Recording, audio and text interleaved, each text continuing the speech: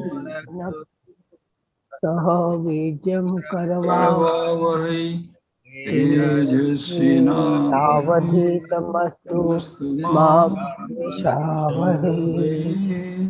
ओम शांति शांति शांति।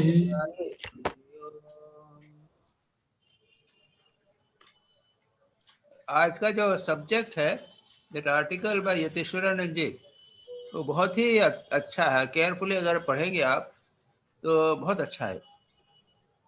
तो सबसे पहले मैं रिक्वेस्ट करता हूं के कुंडू को कि उसकी समरी कर दें। महाराज प्रणाम महाराज। Integration of personality and inner poise.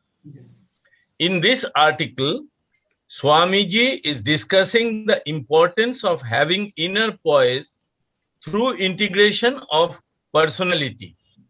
He brings out how the psychological viewpoint is flawed and complete integration of personality can only be achieved in life by giving it a spiritual turn.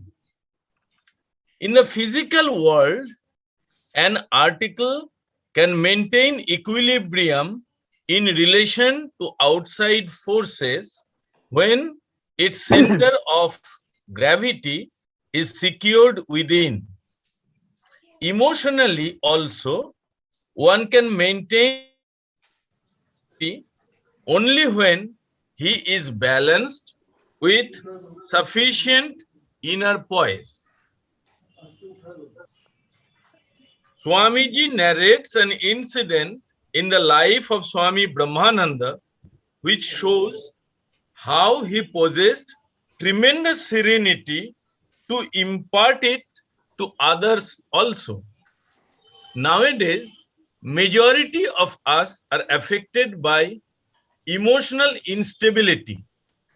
As we are in conflict with external environment physically, so also a great struggle goes on within ourselves. Psychologists explain this as a result of various complexes like ego complex, sex complex, and heart complex. These complexes are neither good nor bad by themselves. It depends on how they are used. Given a higher turn, the same complex. Anything? My father is student. Someone's mic is on. Be honest and be regular. Given a higher turn, the same complex can elevate a human being. Avoiding, forgetting, or repressing complexes are as harmful as giving them a free expression. What is needed is balance, as we find in the personality of Swami Vivekananda. A balance between childlike spontaneity and control of an ascetic. While uncontrolled emotions bring about physical and mental illness, proper direction and control contribute to health and stability. Personality is a combination of the conscious and unconscious parts which interact with the environment and distinguishes one person from another. Psychology does not go beyond this explanation, but philosophy and religion delve deeper. The most important part of a human being is his consciousness and its interaction with the environment. When we cannot maintain a balance, our reaction is either flight or attack. While avoiding a situation degenerates the personality. Right kind of fighting, both within and outside, may help us in attaining a measure of poise. এখন কি করবে ওইটা? Only the psychological stability दूध वाला है। may not sustain us in all situations. The poise attained through spiritual illumination is more complete and everlasting. That the individual consciousness is linked with universal infinite consciousness is born out of a logical necessity. One cannot, without at least a vague reference to macrocosm. As the disciples of Sri Ramakrishna were established in this concept, their personality was naturally cosmocentric rather than egocentric. The concept of akasha or space is also important in understanding the development of personality. Physical, mental, and spiritual space, as conceptualized in Mahakasha, Chidakasha, and Chittakasha, unite the individual with the universal. Individual body, mind, and consciousness are part of universal body, mind, and consciousness. The concept of the cosmic being is beautifully expressed in Purusha Sukta of Rig Veda. The manifested universe forms only a small portion of his being. We can get a correct idea of the individual being only in the background of the universal. One has to get established in highest spiritual consciousness to get a correct perspective and understand the transitoriness of this manifested universe. Modern psychology has introduced a concept of integrated personality, which is very important to attain a measure of stability in life. Integration takes place in various levels. In the physical level, each cell in our body forms part of a greater unit, and when they function in harmony, we have an integrated body. In the mental level, reasoning, feeling, willing, and action have to form a synthetic whole. Otherwise, we'll always be under great stress and confusion. Even at the level of ego, unless we are aware of infinite consciousness, we become egocentric and selfish, a dangerous situation for the self, family, and the society at large. Thus, here also integration is necessary.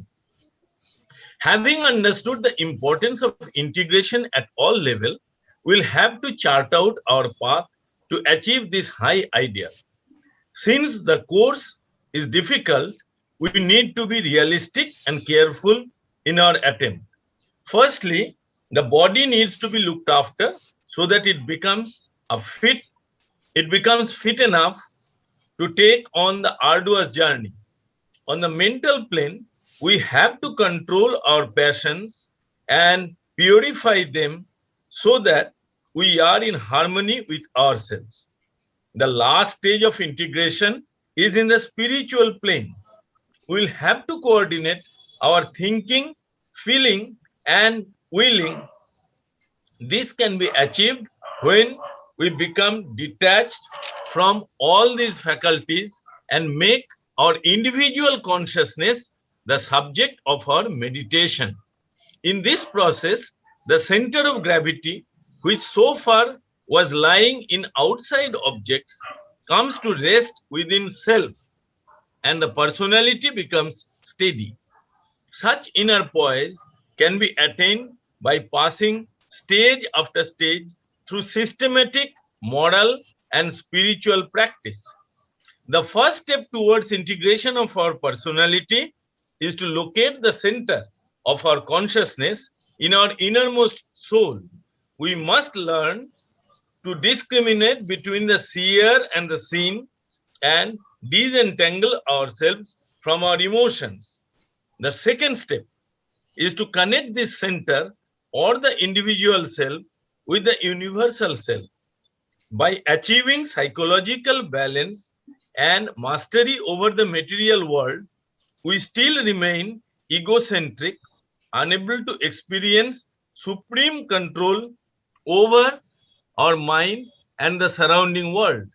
The ego can be connected with the universal consciousness with the help of prayer, repetition of mantras, and meditation. We achieve a harmonious state and rise above our little ego. Once we feel the touch of superego in meditation, the deepest integration takes place. Thereafter, even in normal consciousness, we remain rooted in the one impersonal and universal being. The spiritual poise attained by Swamiji and other noble saints cannot be disturbed by greatest turmoil in the surroundings and trials and tribulations in the mind. They develop a new outlook and remain absorbed in divine consciousness. At this stage, the Blessed Personality sees the Supreme Spirit within himself and in all beings. Though achieving such a step is rare, knowing the highest ideal, we must strive to move from lesser integration to higher integration and enjoy greater poise and harmony, peace and blessedness. Om Shanti. Okay, got it? Thank you. Sanjay, जी महाराज। ये मेरा जो video है उसमें गड़बड़ हुई है कुछ? एक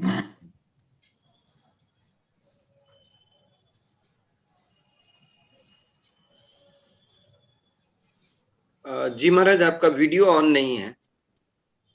कैसे करूं इसको? स्क्रीन पे टैप करेंगे तो फिर वो वीडियो क्रॉस्ड होगा, उसको आप अच्छा, ठीक है, ओके, हो गया? हाँ, अब ठीक हो गया जी। ठीक, अच्छा। सो एक बहुत इम्पोर्टेंट आर्टिकल है ये, मैं थोड़ा सा समराइज कर देता हूँ। और ये है कि सबसे पहले उन्होंने कहा कि हमारा सबसे पहले एक एग्जाम्पल दिया था कि हमारा सेंटर ऑफ ग्रेविटी स्ट्रांग होना चाहिए। हम लोग इतने इमोशनल होते हैं कि थोड़ी थोड़ी बातों में डिस्टर्ब हो जाते हैं। हमारा जो सेंटर ऑफ ग्रेविटी है वो हमारे भीतर नहीं रहता, वो बाहर कहीं पे होता है। बाहर कहीं पे, यानी पुत्र पे, बिजनेस पे, पैसे में, वो हमारा सेंटर ऑफ ग्रेविटी है।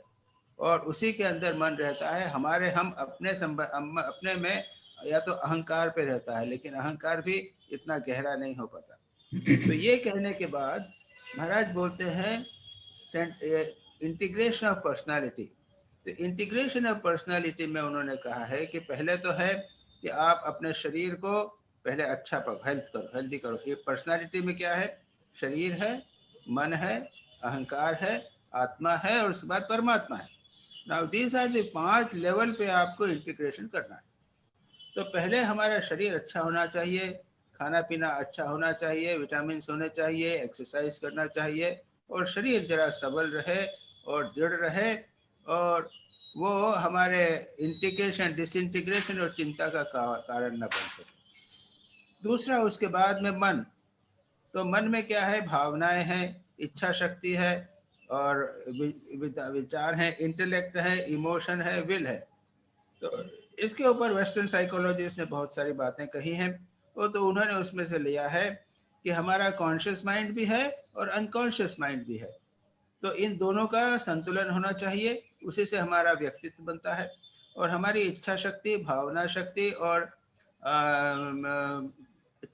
चिंतन की शक्ति, थिंकिंग, विलिंग और फीलिंग, वो भी संयत होना चाहिए। इसके होने के बाद में फिर अहंकार पे आते हैं। तो अहंकार जो है ये हमारा, हम किसी विभिन्न प्रकार से अहंकारी हो जाते हैं और कुछ समस्या होती है। लेकिन यह जो अहंकार है यह आत्मा के बहुत निकट होता है, और इसलिए अगर हम अपना सेंटर ऑफ कॉन्शियसनेस बाहर की वस्तुओं को छोड़कर अहंकार में कर लें तो ये कुछ मात्रा में ठीक है। और उसके बाद कहते हैं कि इस अहंकार को परमात्मा के साथ जोड़ना चाहिए, अल्टीमेटली कॉस्मिक कॉन्शियसनेस के साथ जोड़ना चाहिए, तब होगा हमारा बेसिक इंटीग्रेशन ऑफ पर्सनालिटी। और जो लोग उस परमात्मा में प्रतिष्ठित हो जाते हैं वह फिर किसी भी प्रकार से विचलित नहीं होते। स्वामी विवेकानंद की कहानी भी सुनाई उन्होंने, और संसार के सभी महापुरुष जो हैं उस परमात्मा में प्रतिष्ठित होते हैं।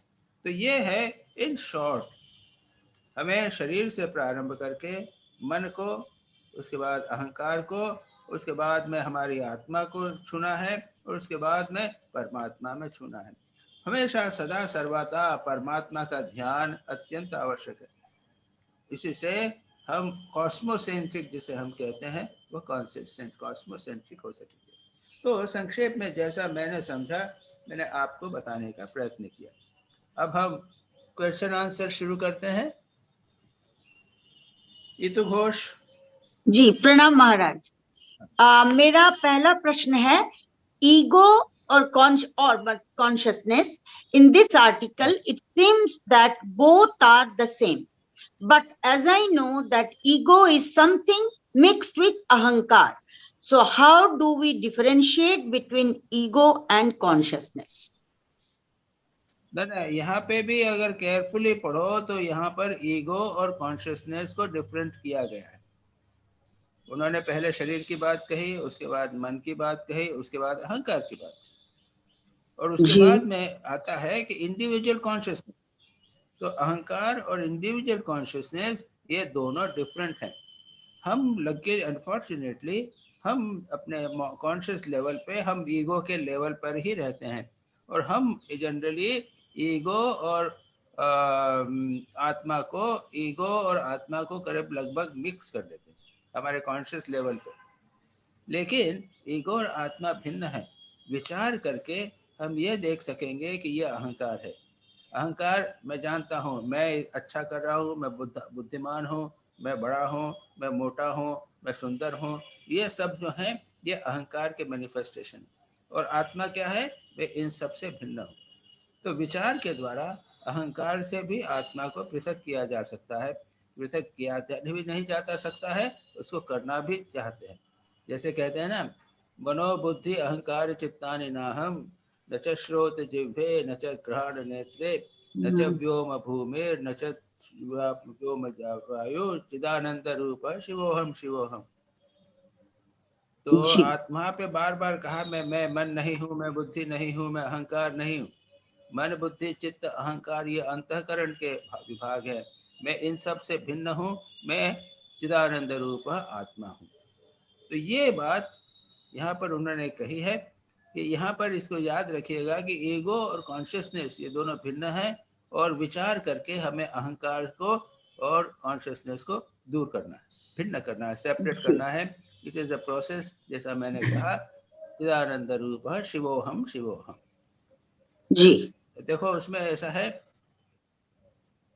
वो पेज नंबर 237 पे मिडिल सेकंड पैराग्राफ में मीनिंग ऑफ द वर्ड। अच्छा है क्या? देखो तो है 237 पे।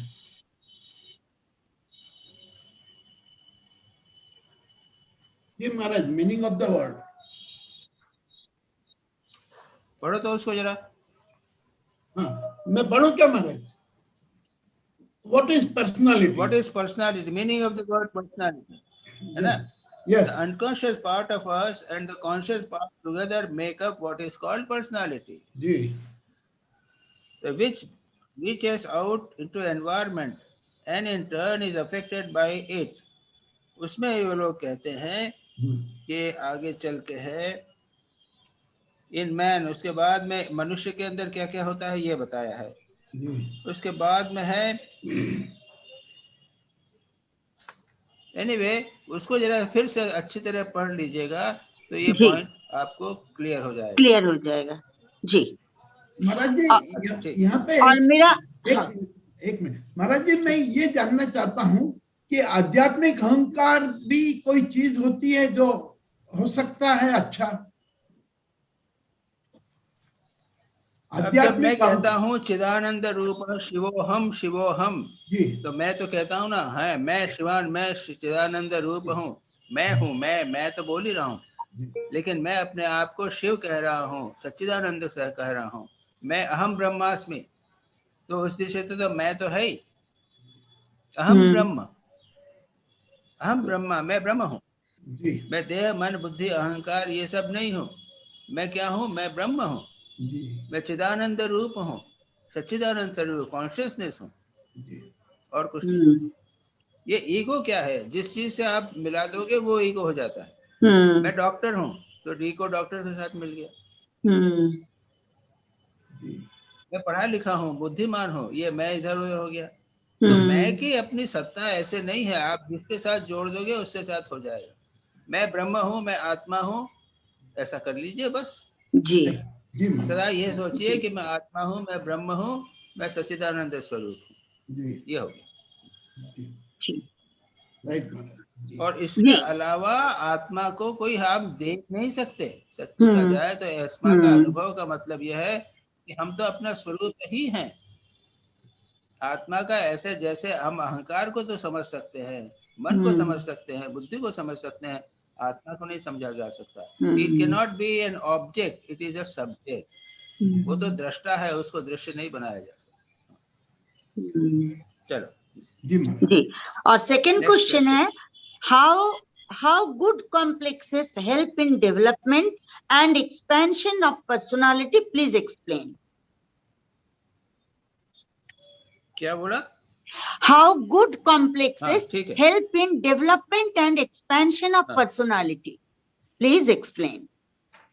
हाँ, अच्छा ठीक है। स्वामी विवेकानंद को पढ़ो। स्वामी विवेकानंद के हमेशा सोचो तुम महान हो, तुम ऋषियों की संतान हो। ये भी एक प्रकार का कॉम्प्लेक्स है। एक आदमी में ये कॉम्प्लेक्स आ गया, मैं बड़ा महान हूँ, तो वो बुरा काम नहीं करेगा। ये बात कह रहे हैं ऐसा, क्योंकि स्वामी जी कहते हैं। और उसके बाद में इमोशंस भी जैसे हैं, तो इमोशंस भी जो हैं वो अच्छे बुरे हो सकते हैं। जी किसी के प्रति दया आई, करुणा आई, ये अच्छा इमोशन हुआ। प्रेम आया भगवान के प्रति, वो अच्छा इमोशन हुआ। अब पूजा करते हैं तो हमारे इमोशंस को हम उस डायरेक्शन में लगा देते हैं। तो इमोशंस हैं, इंटेलेक्ट हैं। और जैसे कॉम्प्लेक्सेस क्या है, कॉम्प्लेक्स यानी बड़ा मुश्किल है समझना।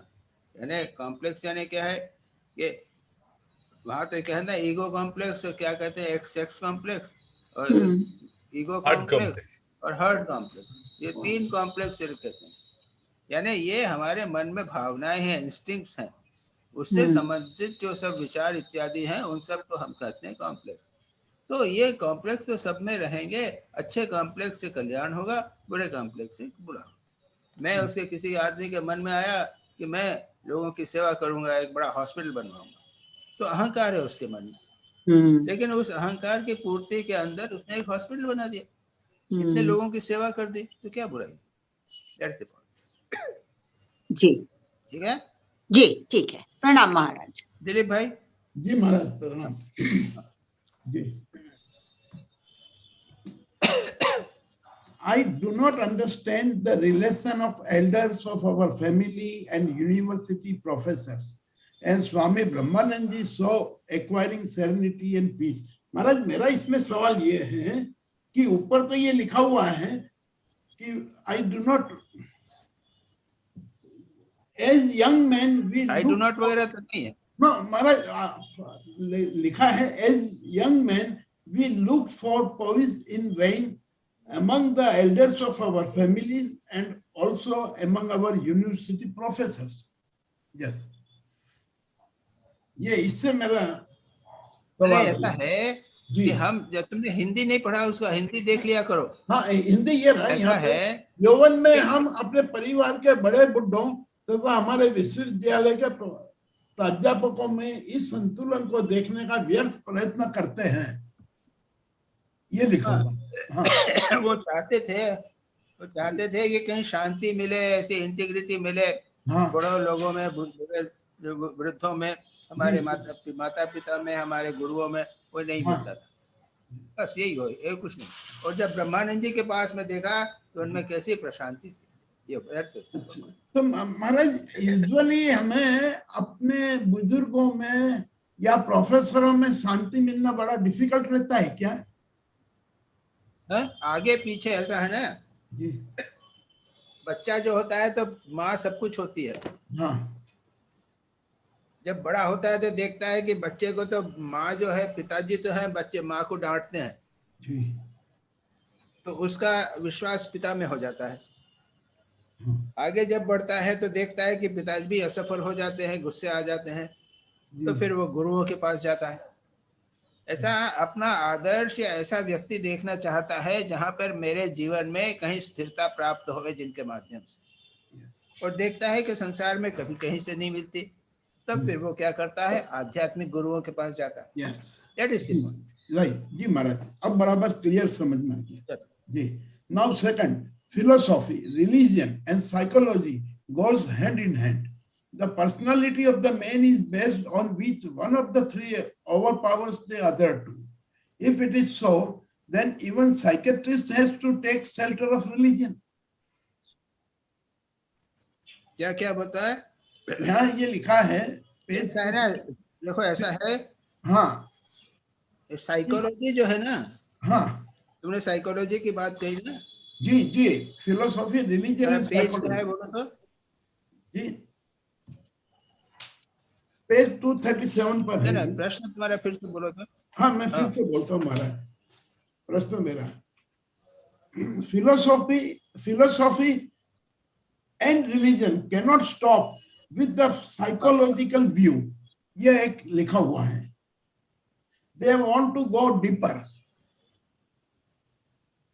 237 ना ऐसा है कि जो मॉडर्न साइकोलॉजी है ना, हाँ, इसमें गहराई नहीं है। कोई ओके, आदमी आया तो कहते हैं इसका सबकॉन्शियस माइंड क्या है, अनकॉन्शियस माइंड में क्या है, वो सब हाँ। देख दाख के वो कुछ जवाब दे देंगे, लेकिन उससे ज्यादा फायदा नहीं होता। आपको बता दिया है कि तुम्हारे अनकॉन्शियस माइंड में बचपन में तुम जैसे बड़े डर डर के रहते थे। एक साधु को मैं जानता हूँ, तो जी। मोटा था, खूब मोटा ताजा था बचपन में, तो हाँ, बच्चे उसको चिढ़ाते थे। कहीं जाता था तो पीछे से उसके दोस्त लोग उसको लकड़ी फोंक के जी। मोटा मोटा करके चिढ़ाते थे। हाँ, अब ये जो है वो जब जवान हो गया तो उसमें कौन सा कॉम्प्लेक्स हो गया, तो अब वो जो है कहीं भी जाता है तो देखता, अरे ये मेरे पीछा कर रहा है, ये मेरे पीछे लगा हुआ है, ये मेरे को पीछे से देख रहा है, ऐसा हुआ। अब उसको अगर साइकोलॉजी वाले साइकोलॉजिस्ट बोलते हैं कि देखो इस कारण से ये तुम्हारे को हो रहा है, तो ये ठीक हो गया। अब ये तो ठीक हो गया, लेकिन फिलॉसफी और रिलीजन इससे आगे जाते हैं। That is the point. Yes, psychology थोड़े से है, जरा सा है, उसके आगे नहीं जाता ये बात। बराबर जी महाराज। Now next question, is it not true that the morality is the first step to spirituality? Here it is written in article that there is a conflict between moral and spiritual conflict we pass through in life.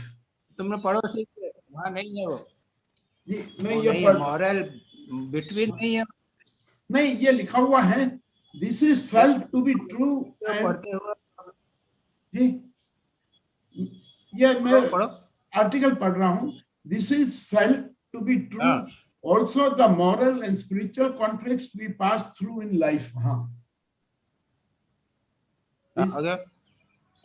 in the case of extraordinary souls who have attained spiritual illumination, however, the victory and poise attained are more complete than anything psychology can ever conceive of. नहीं वो पढ़ो ना, conflict moral and spiritual conflict पढ़ो। महाराज ये पूरा paragraph they, from the spiritual point of view, however psychological, तुमने कहा है, लिखा है, तुम्हारा क्वेश्चन है conflict between moral and spiritual conflict ना। yes, हाँ, तो moral और spiritual conflict में तो कैसे काम चलेगा, हो नहीं सकती, यही है ना तुम्हारा प्रश्न। जी हाँ, मेरा सवाल यही है। यस, मेरा सवाल वहाँ पे भी ऐसा नहीं लिखा हुआ है। वहां पे लिखा है मॉरल एंड स्पिरिचुअल कॉन्फ्लिक्ट। जी अंतर्द्वंद जो है वो नैतिक हो सकते हैं, आध्यात्मिक हो सकते हैं, लेकिन अंतर्द्वंदों का एक दूसरे से क्या लेना देना, ये तो बोला गया है। बिल्कुल बिल्कुल सही महाराज, राइट राइट राइट राइट। जी प्रश्न नहीं है वहां पे, प्रश्न उठाया तुमने। नहीं महाराज, समझ नहीं पाया था मैं। Correct. Next, what is the relation between modern psychology and religion, and how psychology helps people to go to the path of religion? ऐसा है कि साइकोलॉजी जो है वो अनकॉन्शियस माइंड को बता सकती है, इतना ही उसका वो है। जैसा अभी मैंने दृष्टांत दिया था ना, जी साइकोलॉजी बता सकते हैं कि तुम्हारे अनकॉन्शियस माइंड में क्या क्या भरा हुआ है, इस दृष्टि से वो मदद कर सकते, उसके अलावा कुछ नहीं कर सकते। जी महाराज जी ये अनकॉन्शियस माइंड क्या होता है, थोड़ा बताएंगे? नहीं, अनकॉन्शियस माइंड ही कहा है यहाँ पे, सबकॉन्शियस अनकॉन्शियस कह रहे हैं। यानी हमारे मन में, जैसा मैंने कहा ना कि आदमी एक डर रहा है, हमेशा डरता रहता है। अब ये इसका कारण क्या है? तो बचपन में उसको डर लगा हुआ था, तो deep rooted subconscious mind, deep rooted impression हमारे मन में जो है वो सबकॉन्शियस माइंड बनाते हैं, अनकॉन्शियस माइंड बनाते हैं। और ये जो है वो हमको, यानी साइकोलॉजिस्ट तो ये कहते हैं कि हमारा जो मन है वो 1/9 है कॉन्शियस माइंड, 8th-9th पार्ट हमारा सब का सब है वो हम अनकॉन्शियस माइंड से कर रहे हैं। मैं जब सीधा चला जा रहा हूँ, सड़क पे जा रहा हूँ, मैं इधर उधर की चीजें भले देख रहा हूँ लेकिन मेरा सबकॉन्शियस माइंड ये तो कह रहा है कि मैं सन्यासी हूँ। मैं न चाहूँ तो भी मैं सन्यासी के से विरुद्ध काम नहीं कर सकूंगा, चाहूँ तो भी नहीं कर सकूंगा, क्योंकि मेरा मन जो है वो सन्यासी का मन बना हुआ। मैंने कॉन्शियस माइंड में तो तुमसे बात कर रहा हूँ, मैं कॉन्शियस माइंड में खरीदी कर रहा हूँ, लोगों से बात कर रहा हूँ, लेकिन 8th-9th पार्ट जो है मेरा वो सन्यासी का माइंड, और मैं उसमें कोई बुराई काम नहीं करूँगा। एक महिला आ जाएगी तो ऑटोमेटिकली मैं थोड़ा अलग हट जाऊंगा। So it is the sanskars that we take on which create our unconscious mind. ये कह सकते हो। दिलीप भाई जी next, how physical and mental aspect is required for spiritual aspect?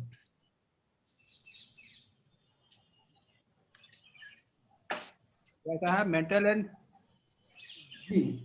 thus integration has its physical aspect, its mental aspect, and also its spiritual aspect.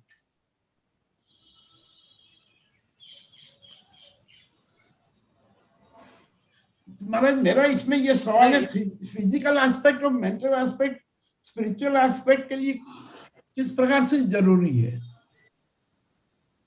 नहीं, ऐसा हमारे मन, हमारी पर्सनालिटी में फिजिकल पर्सनालिटी है, हमारा शरीर है, हाँ, मन है, स्पिरिचुअल एस्पेक्ट है।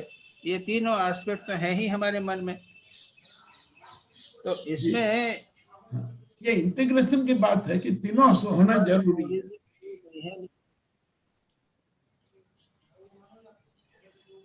Page 241 last paragraph. वो तुम्हारा क्वेश्चन भाई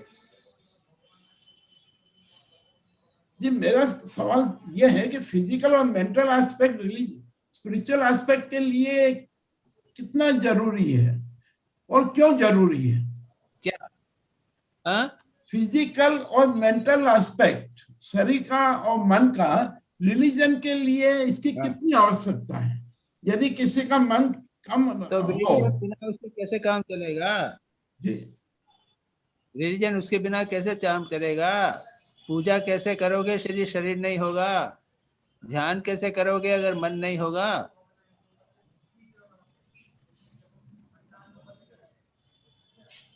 हिंदी में क्या लिखा है? हिंदी में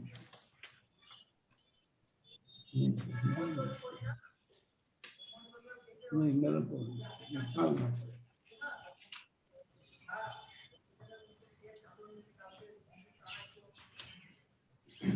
और महाराज उसके बाद का एक सवाल है, वो कंटिन्यूएशन में ले लेते हैं। is physically हाँ, handicapped ले लो, person, दोनों ले लो, ठीक है। Maharaj, is physically handicapped person तीन cannot reach the height of सारे spirituality. क्वेश्चन एक तरीके हम लोग को। हाँ। जी छठा प्रश्न, हाँ, छठा प्रश्न भी उसी के अंदर आ रहा है। ये लिखा हुआ है रामकृष्ण के अंदर केस में, one of the greatest lesson I learn sitting at the feet of my master and other disciples of Shri Ramakrishna was the ideal of harmonious growth, physical, intellectual, moral and spiritual. So my question here is, if some person is physically handicapped, he cannot reach to the height of spirituality. नहीं, ऐसा नहीं, वो क्या जरूर आराम से कर सकता है। हाँ, अगर मन उसका अच्छा है तो मन लगाएगा ना जी। अगर मन उसका अच्छा है हाँ, तो फिजिकली हैंडिकैप तो क्या हुआ, मन से ध्यान करेगा, जी। उससे कोई दिक्कत नहीं होती। चढ़ने फिरने लंगड़ा है तो लंगड़ा रहेगा, उससे क्या है, ध्यान तो अच्छी तरह कर लेगा, भगवान का भजन कर लेगा, जप कर लेगा, कोई दिक्कत नहीं होगी। महाराज जी, Surdas did not have eyes. अंधा था ना सूरदास? सूरदास को आंख नहीं थी जी। हाँ, सूरदास जी तो अंधे थे, भगवान को प्राप्त किया। ज्ञान भक्ति सबको आसानी से प्राप्त कर सकते हैं। महाराज अष्टावक्र का एग्जांपल, अष्टावक्र था, वो तो इनवैलिड थे, ठीक है। भाई महाराज, मेरा लास्ट क्वेश्चन है, a person who has inner conflicts can be cured by systematic moral and spiritual practice rather than getting treatment from psychologists or psychiatrists. कर सकता है? यस, साइकियाट्रिस्ट को जाने की जरूरत नहीं है जी। ये साइकियाट्रिस्ट कुछ नहीं है, ये मॉरल स्पिरिचुअल प्रैक्टिस करो, आध्यात्मिक जीवन व्यतीत करो, आश्रम में जाओ, सब ठीक ठाक हो जाए। राइट जी महाराज। चलो अच्छा,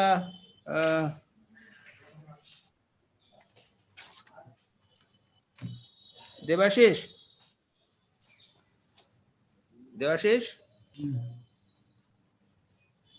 प्रणाम महाराज जी।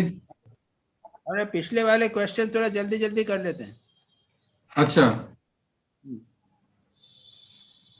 महाराज जी, पहला क्वेश्चन था, the worldly distractions disturb the mind gets soiled by these thoughts.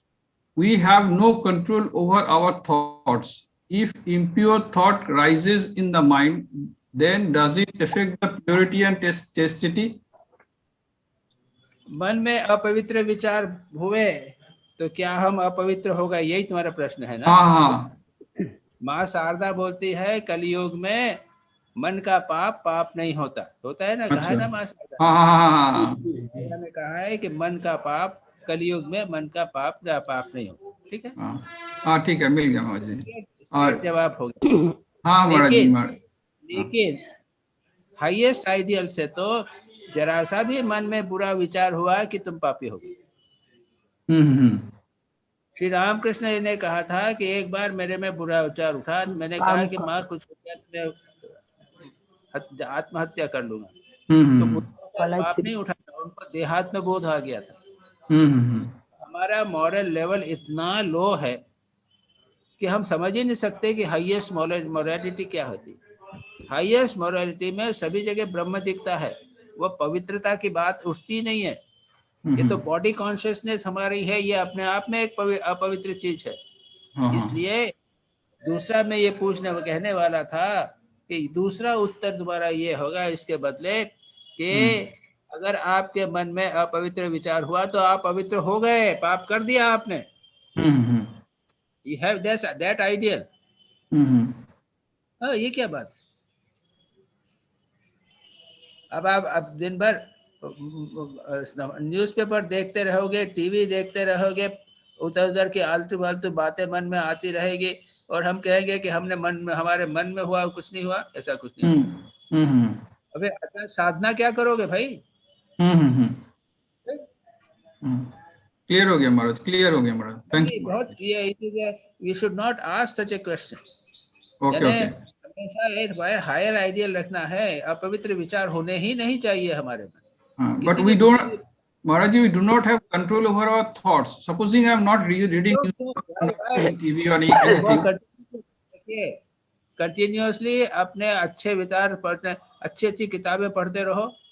Plan कर लिया कि मैं श्रीमद् भागवत पूरा पढ़ूंगा, प्लान कर लिया कि हम श्री राम कृष्ण वचनामृत, लीला प्रसंग ये सारे पढ़ेंगे, एक एक 2-2 घंटा रोज पढ़ेंगे, तब भी तुम्हारे मन में कंट्रोल नहीं होगा। उस समय अनकंट्रोल्ड गुड थॉट्स उठाएंगे, अनकंट्रोल्ड गुड थॉट उठ रहे हैं, बढ़िया, वो अच्छे विचार उठ रहे हैं, मैं कंट्रोल नहीं कर सकता। ये बहुत बड़ी बात। ठीक है महाराज जी, समझ में आ गया। थैंक यू महाराज। सेकंड क्वेश्चन है how to strengthen your mind and the will power. ऐसा है कि फॉलो ए रूटीन। हाँ, सुबह आधा घंटा पहले उठने का प्लान करो, हाँ, और कंटिन्यू करो। अच्छा, मेक गुड हैबिट्स। अच्छा, रूटीन लाइफ लीड करने से हो जाता है। रूटीन लाइफ लीड करने उसके बाद अगर जिस दिन तुम नहीं कर पाए उस दिन उपवास करो। अच्छा, ऐसे ही तो करते हैं लोग। रोज करेंगे मैं 5000 जप करूंगा, एक दिन नहीं किया तो फिर उस दिन उपवास। इस तरह विल पावर बढ़ता है, बोलने से नहीं होता। अच्छा, करना पड़ता है कुछ न कुछ। हाँ महाराज जी, अच्छा, ये इसका मिल गया। Thank you Maharaj. The success in spiritual life depends on our firmly and steadily holding on to the spiritual ideal. What is the spiritual idea? It is that I am atma Brahman. This is the highest spiritual ideal we have to stick on to. Number of spiritual ideas. अपने nature के संबंध में मैं ब्राह्मण हूँ, जगत जो है वो मिथ्या है, जगत के संबंध में कि जगत मिथ्या है, पर परमात्मा मेरा लक्ष्य है, परमात्मा को प्राप्त करने की साधना है, ये सब के सब हाईएस्ट स्पिरिचुअल आइडियल्स के अंदर आ जाते हैं। Okay, thank you Maharaj ji. And the fourth one is the spiritual ideals evaporate. Once Thakur said to Niranjan Maharaj that you are doing slavery because he was earning money by working in a company. He also said that you are working for your mother, etc. My question is that does spiritual ideals evaporate because of earning money or doing something? Is it something related to that, Maharaj ji? I could understand this. देखो, ऐसा है कि मेरा ये दृष्टांत है, ये सारे के सारे क्वेश्चन उड़ जाएंगे यदि आप 7 दिन 10 दिन है ना किसी आश्रम में जाकर हो, सुबह से शाम तक स्पिरिचुअल प्रैक्टिस करो, तुम्हारा मन जो है वो बहुत बातों में लगा रहेगा, और उसके बाद में तुम जाके संसार में काम करो, तुमको तत्काल समझ में आ जाएगा कि अरे बाप रे, मैंने पैसा नहीं कमाया, थोड़ा लोगों से मिला हूँ तब भी मेरा मन खराब हो रहा। मैं तो इतने वर्षों तक यहाँ पे डॉक्टर था, 3 दिन सप्ताह में 3 दिन आउटडोर में बैठना पड़ता था। 3 घंटे मेरे को आउटडोर में बैठना पड़ता था। उन 3 दिनों तक मेरा मन नीचे उतर आता था। फिर यानी संसार से मिलना, संसार में घुसना, ये सब से मन खराब होता है। अच्छा, स्पिरिचुअल आइडियल जो है वो नीचे उठ जाता है। हाँ महाराज जी, केवल कामनी कांचन नहीं, संसारी लोगों से मिलना, न्यूज़पेपर करना, लोगों से बातचीत करना, ये सबसे प्रॉब्लम हो जाती है हाईएस्ट आइडियल की दृष्टि से।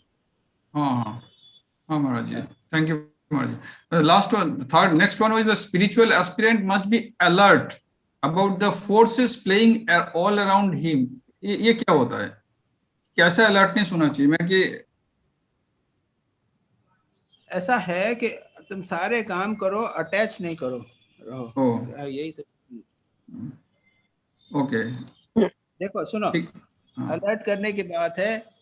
पॉलिटिकल एनवायरनमेंट है, इकोनॉमिक थिंकिंग्स चल रही हैं, यहाँ पे कोई उत्सव हो रहा है, लोग कहीं पे बैठ के प्लान कर रहे हैं, बहुत सारी चीजें आसपास हो रही हैं कि नहीं हो रही हैं। आध्यात्मिक चीज तो सारी बात नहीं कर रहे हैं। हम तो आश्रम में रहते हैं, तो आश्रम में वो बताएंगे कि आज कितने पेशेंट भर्ती हुए, और ये बताएंगे कि जो स्वामी एक स्वामी ने है वो स्वामी का ट्रांसफर हो गया है। अब इनका आध्यात्मिक जीवन से क्या संबंध है? एक हमारी बिल्डिंग बनने वाली है, उसके लिए पैसा इकट्ठा किया जा रहा है। इतनी सारी बातें, बहुत सारी बातें संसार में होती रहती हैं, आश्रम में भी होती रहती हैं।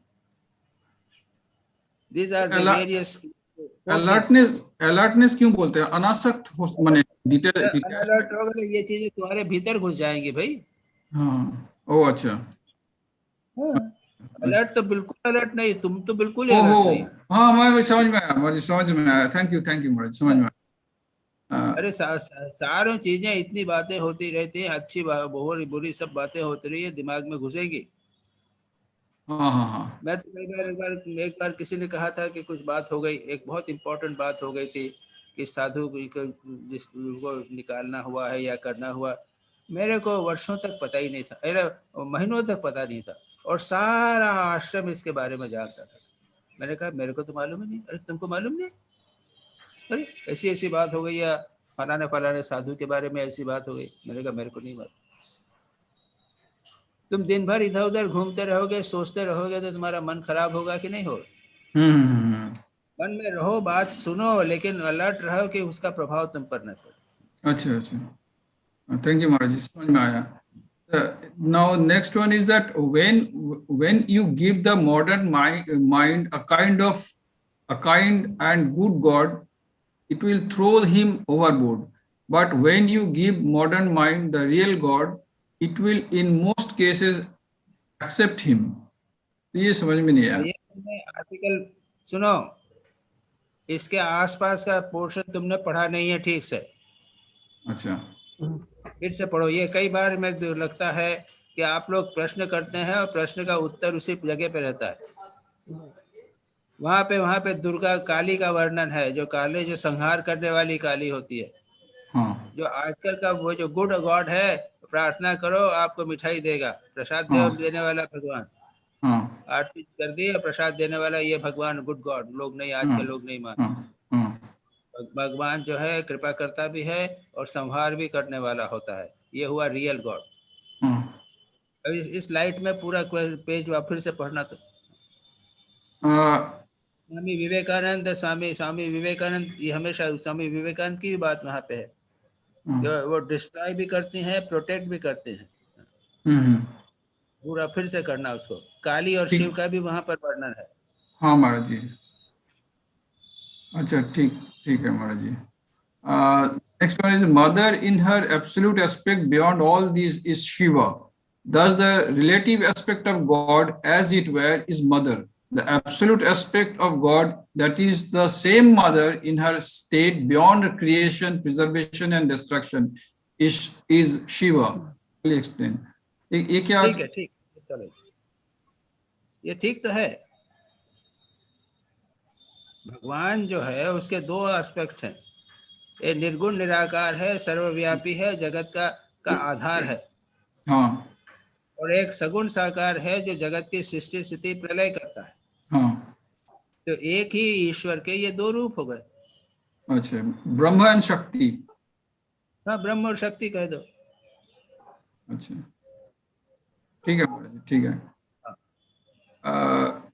Where next is where do you find the greatest play of mother? Only in the cremation ground, and cremation ground is as real and true as nursery. ये क्या होता है?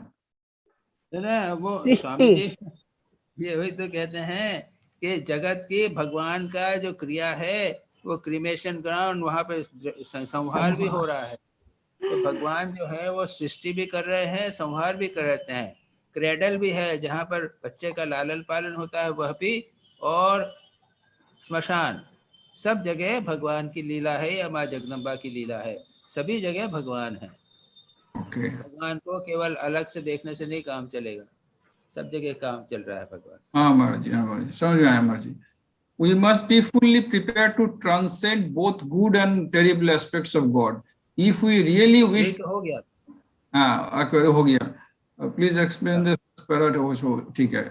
We fall down and rise again. Spiritual life is seldom smooth. ये भी हो गया, आप उस दिन बता दिया, मैं सुन लिया वीडियो में। Power will come. Maharaj, this portion I would like to know. Swamiji has said, power will come, glory will come, goodness will come, purity will come, and everything that is excellent will come when this sleeping soul is roused to self-conscious activity. What is this self-conscious activities? ये समझ में नहीं है महाराज जी। हाँ, एक शेर का बच्चा, हाँ, एक बच्चा शेर का बच्चा वो बकरियों के अंदर झुंड में चला गया था ना। कहानी है कि नहीं मालूम है कि हाँ नहीं? हाँ हाँ हाँ हाँ? हाँ, अपने को बकरी समझता था, हम्म, है ना? मैं करता था, मैं करता था, घास खाता था, भागता था बकरी जैसा। कहानी सुनी कि नहीं? हाँ हाँ महाराज जी, हाँ हाँ, और उसके बाद में एक बड़ा शेर आया, उसने देखा उसको झुंड पे जो अटैक किया, तो उसने देखा कि एक शेर है लेकिन भाग रहा है, बकरी जैसा कर रहा है व्यवहार। उसको पकड़ के वो जंगल में ले गया। हाँ हाँ, अरे तू क्या करता है, तू भेड़ नहीं है, तू तो बकरी है, शेर है, ले ये मांस खा। तो जैसे ही मांस कहा, उसको पता चल गया मैं क्या हूँ, मैं शेर हूँ, मैं बकरी नहीं हूँ।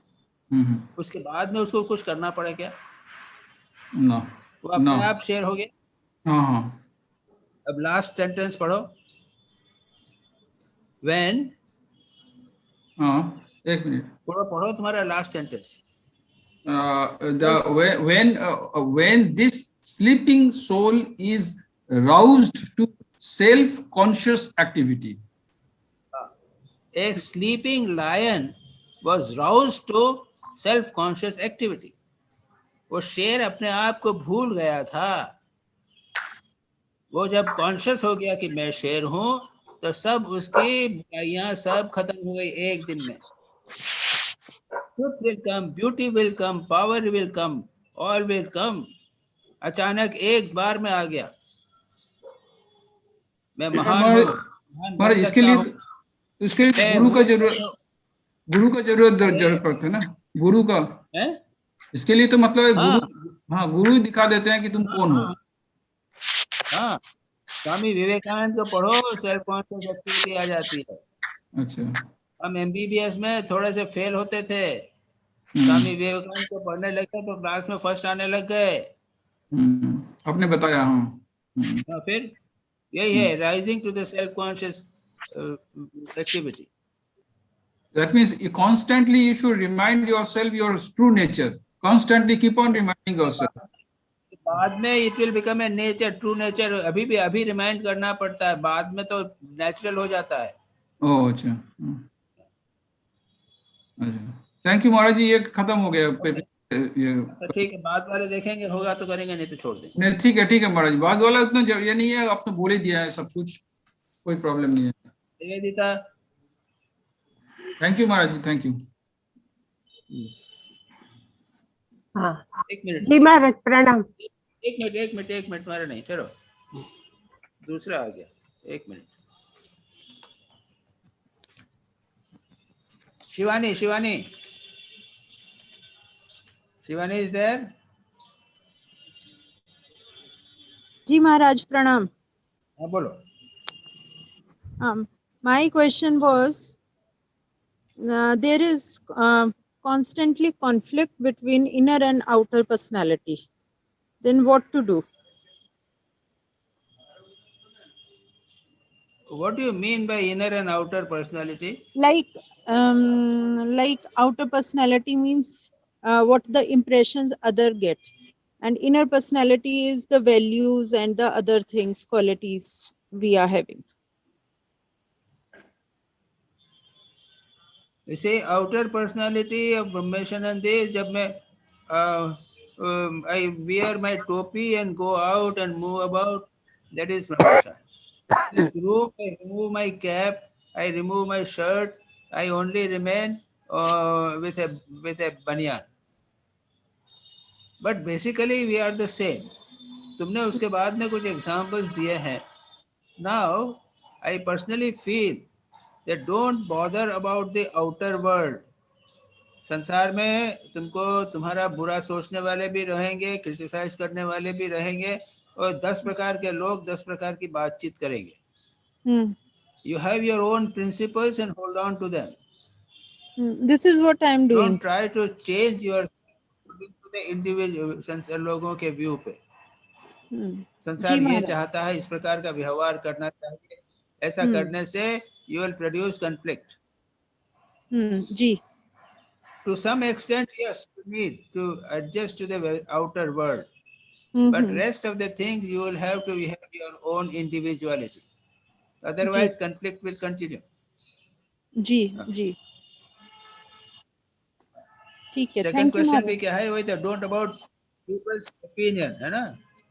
जी Actually, spiritual aspirants don't bother about extra spiritual opinion of the other people. You see, try to strengthen your identity as a spiritual aspirant. तुम अभी जो हो, तुम तो एक कन्या भी हो, टीचर जी भी हो, कई प्रकार की तुम्हारी आइडेंटिटीज हैं. जी Try to strengthen the identity of a spiritual aspirant. जी महाराज उसको स्ट्रॉन्ग करते जाओ, काउंट करते जाओ, क्योंकि जितनी हमारी अलग अलग प्रकार की पर्सनालिटीज होती हैं, उतने प्रकार से अलग अलग हम व्यवहार करते हैं, और कई बार इनमें कन्फ्लिक्ट होता है. जी तो इसको तुमको करना पड़ेगा. ये चीज आवश्यक. तुम्हारा क्वेश्चन ठीक है कि इनर कन्फ्लिक्ट, हम एक प्रकार के हैं और बाहर के लोग दूसरे प्रकार से हमको देखना चाहते समझते हैं, हैं है ना? हाँ जी हाँ, उसमें कन्फ्लिक्ट होगा. तो to the extent, to some extent तो आप एडजस्ट कर सकते हो, उससे ज्यादा एक्सेप्ट नहीं कर सकते. अब हम ठीक जब है डॉक्टर थे यहाँ, तो एज ए डॉक्टर तो हम बिहेव थे, लेकिन जब हम दूसरे डॉक्टर से मिलते थे, तो वो अपने ढंग से व्यवहार करना चाहते थे. बल्कि हम साधु हैं, वो बैठे हैं इधर उधर की फालतू गप कर रहे हैं, काम कांचन की बातें कर रहे हैं, इतना मिलता है, पैसा मिलता है, उतना मिलता है, होता है. अब हमने कहा नहीं, ये नहीं चलेगा, हम इन लोगों से ऐसी बात नहीं करेंगे, ये हमारे बस में नहीं. समझे ना? So that you have to adjust. नहीं तो हमेशा इनर कॉन्फ्लिक्ट रहेगी. तुम्हारी इनर पर्सनालिटी, तुम जो जैसे अंदर हो और जैसे देखना चाहते हो, इसमें संघर्ष होगा. महाराज जी, एक क्वेश्चन, महाराज जी एक क्वेश्चन इस सिलसिले में करूं मैं. महाराज जी एक क्वेश्चन मैं कुछ पूछूं मैं इसी कॉन्टेक्स्ट पे. एक्चुअली महाराज जी, कभी हमें कोई किसी आदमी से गुस्सा हो जाता है, तो उसका मुझे समझ में आता है कि नहीं, ये करना नहीं चाहिए था. फिर जाके हम अगर उससे अच्छी तरह से बात करते हैं, तो एक स्प्लिट पर्सनालिटी हो गया. मतलब है कि एक क्या माने, this sometimes I can be taken wrongly, like most of the times it happens that कुछ बता दिया, कुछ बाद में मुझे समझ में आया कि नहीं, ऐसा नहीं करना चाहिए था. तो बाद में मैं अप्रोच किया और बात की, ठीक से बात किया. तो इज इट ए वीकनेस और is it A split personality और व्हाट इज इट लाइक? नहीं, इसी देखो, व्यवहार एक चीज होता है. सुनो, हाँ, व्यवहार जो है, कई बार व्यवहार जो है वो कई बार ऐसी चीजें हो जाती हैं कि जैसा व्यवहार हम किसी से नहीं कर सकते. हाँ. अब हम सन्यासी हैं, अब लेडीज आके हमारे पास बैठना चाहे तो हम क्या करेंगे? लोगों तो लेडीज से दूसरे लोगों से तो मिलती है, लेकिन हमारे पास आती हैं तो हमको फिर दूर रहना पड़ता है. तो क्या करेंगे? वो गुस्सा हो जाएंगे, क्या हो जाए गुस्सा. यानी सबके व्यवहार के अपने एटिकेट्स हैं, कोड्स ऑफ कंडक्ट हैं, उसके अनुसार आपको करना पड़ेगा. नहीं, ये मैं देखना कह रहा है हूँ. पॉइंट हाँ, आपका साधक जैसे आगे बढ़ता है, वो डेफिनेटली उसका समाज के साथ में कॉन्फ्लिक्ट होती है. अच्छा, ये याद रखना. अच्छा. और तब लगता है कि भाई मैं सबके साथ में नहीं मिल सकता, सबके साथ में मुझे व्यवहार करना, it is not possible for. पहले मैं मिलता जुलता था, हंसी मजाक करता था, सिनेमा जाता था, सब करता था. अब मेरे से नहीं हो सकता ये. That is the point. Shivani, हो गया? जी महाराज, हाँ मजुमदार, सुधीर मजुमदार. हाँ, प्रणाम महाराज जी. सवाल है पहला वाला. On page 243, first paragraph, Maharaj ji speaks of three faculties: intellectual thinking, that is emotional, that is feeling, and the third one is will. Now, later in the same paragraph, he goes on to say that we must detach ourselves from these faculties and come to our individual consciousness and make it the subject of our meditation and keep it steady. Now my question is, how can we possibly detach ourselves, and what exactly does he mean by this statement, detaching ourselves See, from these faculties? ऐसा है कि you meditate on Ishta, your Ishta, who is beyond the three faculties. इष्ट जो है, परमात्मा जो है, वो मन से परे हैं. जी. At the most you can have सगुण निराकार. जी.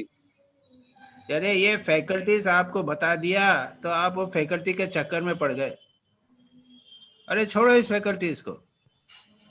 ये मॉडर्न वेस्टर्न साइकोलॉजी वाले फैकल्टी करते हैं. आपके पास मन है, आपके पास भावनाएं हैं, और भगवान में लगाओ उसको. आपकी इच्छा है, विल पावर है, विलिंग है, will for God realization. Emotion है तो भगवान से प्यार करो. इंटेलेक्ट है तो भगवान में ध्यान करो, उसका विचार करो. अब उसको इतना बड़ा इंपॉर्टेंस क्यों दे रहे हो? अच्छा, उसको उसमें लगा देना, वही यानी आत्मा जो है वो तीनों गुणों से भिन्न है. जी. इस प्रकार से करो.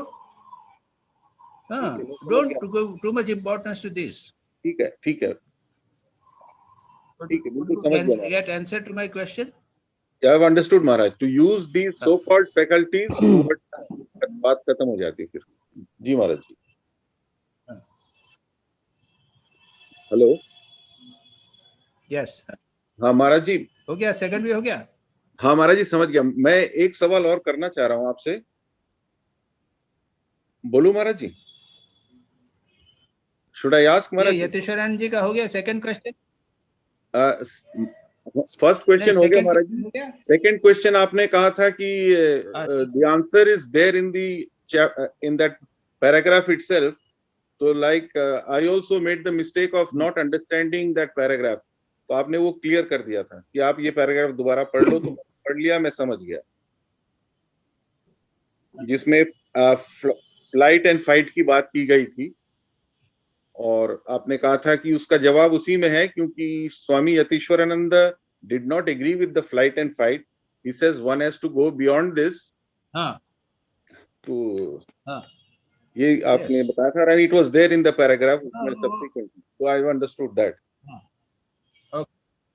अच्छा, मेरा सवाल एक और था महाराज. रीता नहीं महाराज जी, एक सवाल और है मेरा. हाँ, बोलो बोलो महाराज जी. ये जहाँ पे स्टेप्स टुवर्ड्स इंटीग्रेशन की तरह तरह की सॉल्यूशंस दे रहे हैं महाराज जी, मैं ये पूछना चाह रहा था कि इंसान जब काम करता है सेल्फलेसली और या अटेम्प्ट करता है to work selflessly, can that not lead to inner poise? मान लीजिए there are so many issues we see कि जहाँ पे माइंड इजीली अफेक्ट हो जाता है, लेकिन वो जब सेल्फलेसली कुछ काम करने की कोशिश करता है तो ही ओवरकम्स हिज प्रॉब्लम्स, एंड एक सेंटर ऑफ ग्रेविटी आ जाती है, लाइफ में पर्पस आ जाता है, एक इनर पॉइज बनने लगता है. I am not saying it is the same inner poise which is achieved by meditation and which is a very high state, but can it not lead to inner poise, selfless work? Yes,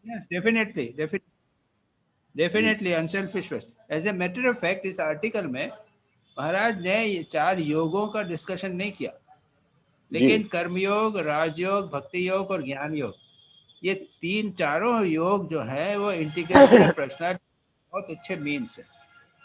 but he has taken it as a psychological way in a different way. But you can, if you take accept karmayoga, तो कर्मयोग में आप निष्काम कर्म करेंगे, जो कर्म आया उसको करोगे, तो how much of integration of personality takes place. Arjun की सारी प्रॉब्लम्स दूर हो गई जी. भक्ति योग, आपने इमोशन भगवान में लगा दिया, तो बाकी चीजें हैं अपनी पर्सनालिटी की, वो ठीक ठाक हो जाती है. ज्ञान योग, विचार करके हम कर सकते हैं. तो here this is not been done, it is a entirely different type of article, but जो मैंने कहा है वो किया जा सकता है. ठीक है महाराज. ओके, प्रणाम महाराज. रीता विश्वास. Rita. Sorry, Swamiji, I had not unmuted. On page 234 and 235, Swami Yatishwarananda says complexes are the cause of conflict. How does one know one's complexes and how does one remove them? This is first question. हाँ ठीक है first is complex है तो how do you know अरे बाबा ये psychiatrist के पास जाओ वो उसका है ना साइको एनालिसिस फालतू बातें हैं ये सब कॉम्प्लेक्स के चक्कर में मत पड़ो Okay. do your spiritual practices sincerely all complexes will go away Yeah, thank you, Swamiji. This that is the answer I was looking for. Second question is integration of outer personality is often a facade. When we encounter unpalatable situations, the personality disintegrates. What is the method of integrating the outer and inner personality simultaneously and step by step? ऐसा है कि महाराज ने तो बता दिया ना yes. body should be strong and healthy. He has already told. Yes, and then he has got, we have to go to the mind. First of all, body should be integrated. Then you have to see whether your mind is weak, whether you are too much emotional.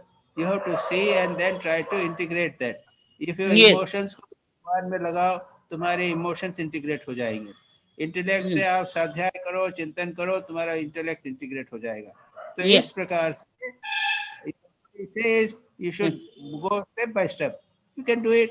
Way body को integrate कीजिए, strong कीजिए, healthy कीजिए और उसके बाद mind को कीजिए. इस तरह को कंटिन्यू एंड देन ईगो को भगवान के साथ आइडेंटिफाई कर लीजिए. That's right. Yes, Swamiji. Thank you, Swamiji. The third question is how to locate one's center of gravity and how to connect this center, that is individual self, to the universal self. You see, so how to find out your center of gravity. You know, for example, what do you mean by center of gravity is, जैसे माँ है, तो child is the center of gravity. Child सिर में दर्द हुआ तो माँ को दर्द हो गया. If he is happy, Ma is happy. See, so her center of gravity is that. Now you have to find out what is the thing in the world which is causing you problem, which is going you happiness, etc. Just what is it? Your center of gravity at present is your mother. You have, it has to be mother because you are looking after her. Now it all depends on how psychologically, how much attached to it. So this is how you can find out what is your center of gravity. Yes, Swamiji. Okay? Thank you. Yes, Swamiji. Fourth question is how to coordinate all the faculties within oneself. How to dissociate oneself from all the faculties and come to our individual consciousness. Coordination of all faculties. अभी तो बताया. Mind, ego. Yes. All by spiritual practice, all this can be done. Then individual consciousness, and then individual consciousness must be associated with the cosmic consciousness. This is the point which is repeatedly being emphasized in this article. Yes, sir. भगवान का चिंतन करो, भगवान से associate रहो, नहीं तो क्या होगा कि you will become important yourself and then you will suffer. Yes, Swamiji. Thank you. Swamiji, last question. Swamiji, in your reminiscences at the feet of great souls, you once asked the revered Swami Bhuteshanandaji. Swamiji had asked us to see God in the patients, but despite serving the patients in the hospital for so many years, I am not able to see God in them. In reply, he sharply says, do you see God in the image? While I do understand the idea behind the question and answer, I want to know what is it that prevents people like me in seeing God in those whom we serve or take care of? अच्छा सुनो, let me explain to those people who are there in here.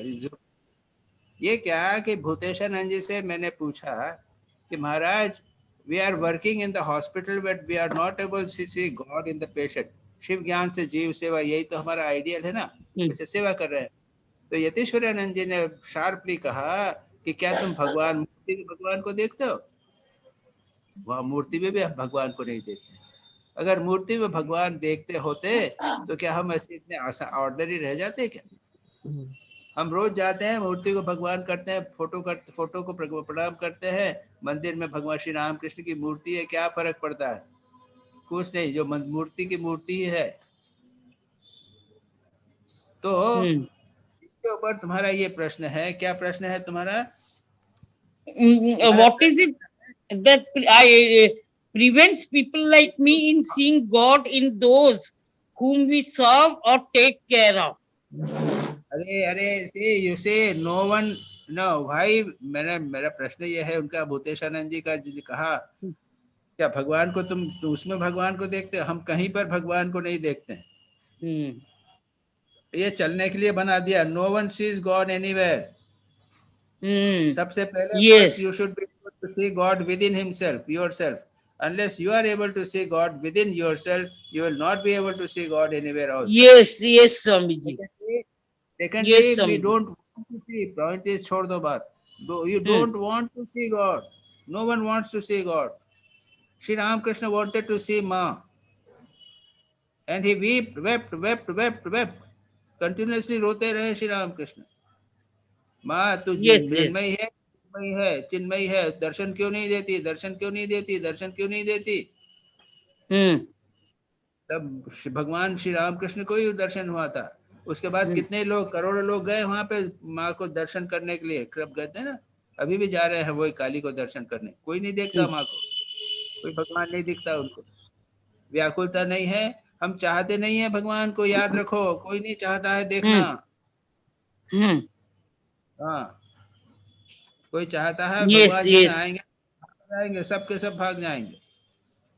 Girish Chandra Ghosh ने कहा था ना, माँ उनके पास, तू पुकार रहा था, मैं आ गई हूँ तेरे पास। नहीं माँ मैं दर्शन नहीं चाहता, मैं दर्शन नहीं चाहता। स्टोरी है गिरीश चंद्र घोष की। नहीं, वो घबरा गए, बाबा माँ का जगदम्बा का दर्शन होगा तो संसार मेरा गायब हो जाएगा, अब संसार में रह नहीं सकूंगा, संसार में मन नहीं दे सकूंगा। तो नहीं। तब माँ जगदम्बा कहती है, मैं आया हूँ तो मैं कुछ तो वरदान देना पड़ेगा, मांग कोई भी वरदान मांग। अब गिरीश घबराए कि जो अच्छा वरदान भी होगा तो उसके पीछे कुछ ना कुछ गड़बड़ लगी रहती। 1 लाख रुपया तो फिर इनकम टैक्स की प्रॉब्लम होती है, सब कुछ लगता है कि नहीं वहां मेरे को वरदान भी नहीं चाहिए। तब माँ बोलती है कि तो अगर वरदान भी नहीं चाहिए, मेरा दर्शन भी नहीं चाहिए, तो जब मैं अभिशाप दूंगी तो श्राप दूंगी। मांग क्या श्राप, अभी चाहता है। गिरीश तो वीर भैरव थे, उन्होंने कहा था अभिशाप देना हो तो मेरा जो संसार लोगों में एक बड़े नाटककार के रूप में, बड़े विद्वान के रूप में मेरी जो ख्याति हो रही है, उसके ऊपर तेरा मेरा वज्र मार।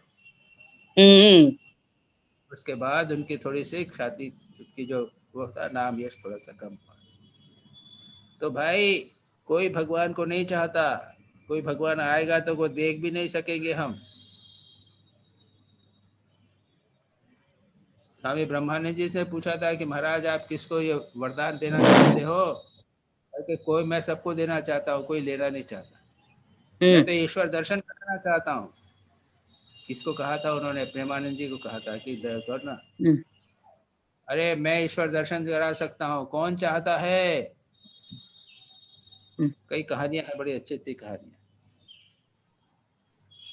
चलो 4th हो गया। यस स्वामी जी, थैंक यू स्वामी जी।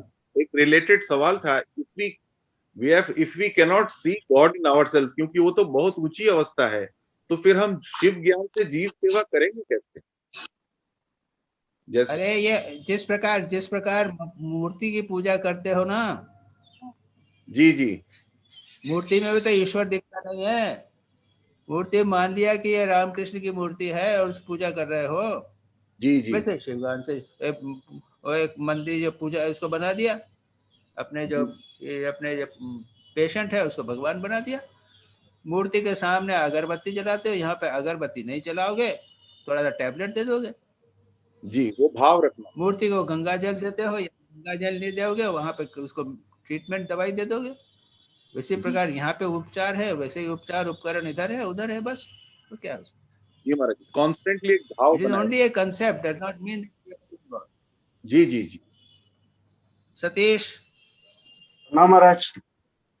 प्रणाम महाराज। Maharaj, first question. Our page 238, our personality is part of cosmic personality. Our body is part of Akasha. Our mind is part of Chidakasha and spirit part of Chidakasha. Is our intellect also a part of some cosmic body? What is that called? क्या? Is our intellect also a part of some cosmic body? जैसे हमारा मन जो है वो चिदाकाश का अच्छा, part ठीक है, ठीक है। तुम्हारा प्रश्न है इंटेलेक्ट। जो इंटेलेक्ट है ना, यहाँ पर इंटेलेक्ट और मन को एक लिया गया। इंटेलेक्ट और मन एक नहीं है यहाँ पे। जैसे मन बुद्धि, जैसे कहना, जो मन जो है वो तो लगाम है, बुद्धि सारथी है, तो मन और बुद्धि को हम अलग कर लेते हैं ना। लेकिन इस कंसेप्ट के अंदर मन और बुद्धि अलग नहीं किए गए हैं, दोनों ही चित्ताकाश में आया। चित्ताकाश, चिदाकाश में चित्ताकाश हो गया। Spirit is a part of the चित्ताकाश। वो बुद्धि जो है, बुद्धि और मन एक ही लो उसको एक ही। मेरा सेकंड क्वेश्चन का आंसर तो अभी हो गया, उसमें हम how to dissociate ourselves from our emotional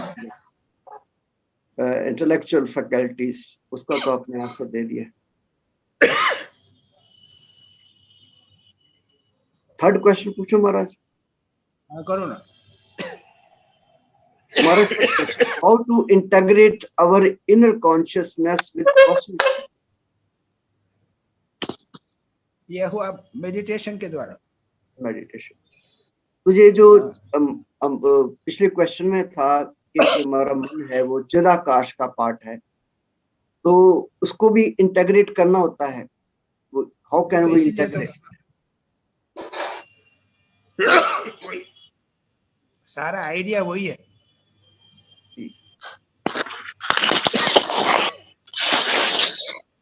fourth question Maharaj, can our physical, fourth question,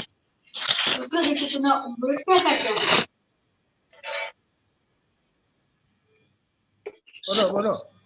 Maharaj, fourth question, can our physical and mental tendencies be harmonized by intellect? For it is said in Gita that mind is stronger than senses and intellect is stronger than mind. Gita नहीं है, वो है उपनिषद। गीता में भी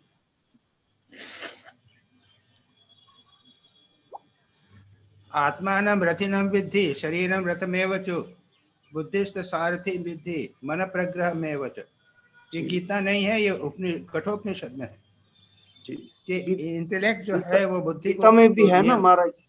काम को हमको कैसे जीतना है, काम मन से श्रेष्ठ बुद्धि है, बुद्धि से श्रेष्ठ आत्मा है, गीता में भी है। कहाँ है ये? बोलो ना, तो श्लोक बोलो, कहाँ है वो? कामेश क्रोधेश रजोगुण समुद्भव। ठीक है, अब तुम्हारा प्रश्न क्या है? प्रश्न ये है महाराज, is our physical and mental tendencies, can these be harmonized by our intellect? अब बुद्धि से उसको क्या हार्मोनाइज कर सकते हैं हम अपने जो भाई ऐसा है कि अगर शरीर आपका बीमार हो तो बुद्धि क्या करेगी? शरीर को ठीक तो करना पड़ेगा जी। और मेंटल टेंडेंसीज, मन को भी थोड़ा चंचल करना पड़ेगा उसको। बुद्धि से तो निर्णय किए जाते हैं। बुद्धि इस प्रकार से ठीक है, इंपॉर्टेंट है कि बुद्धि निर्णय लेती है। और अगर बहुत स्ट्रांग बुद्धि होवे तो मन को भी चिंता नहीं करेगी। बीमार शरीर भी होगी तो बुद्धि तुम्हारा प्रबल बुद्धि होगा तो मन लगा जाओगे भगवान में। तो यूं तो बुद्धि इंपॉर्टेंट है, लेकिन तुम्हारा कहने का अर्थ क्या है? अगर यह है तो बुद्धि के ऊपर रहो, फिर शरीर जैसा भी चाहे, मन चंचल रहे तो भी बुद्धि अलग रहे, ऐसा होता नहीं ना। नहीं, तीनों बुद्धि को से लेके चलना पड़ता है। बुद्धि से तो मन बुद्धि साधना का पाथ निर्णय करती है और उसके अनुसार चलना पड़ता है। जी जी महाराज, बुद्धि से मन को कंट्रोल किया जा सकता है। हाँ, मन की टेंडेंसी, मन की टेंडेंसी। वही तो करते हैं, वो तो करते ही हैं हमेशा। जी महाराज, ठीक है महाराज, प्रणाम महाराज। अच्छा,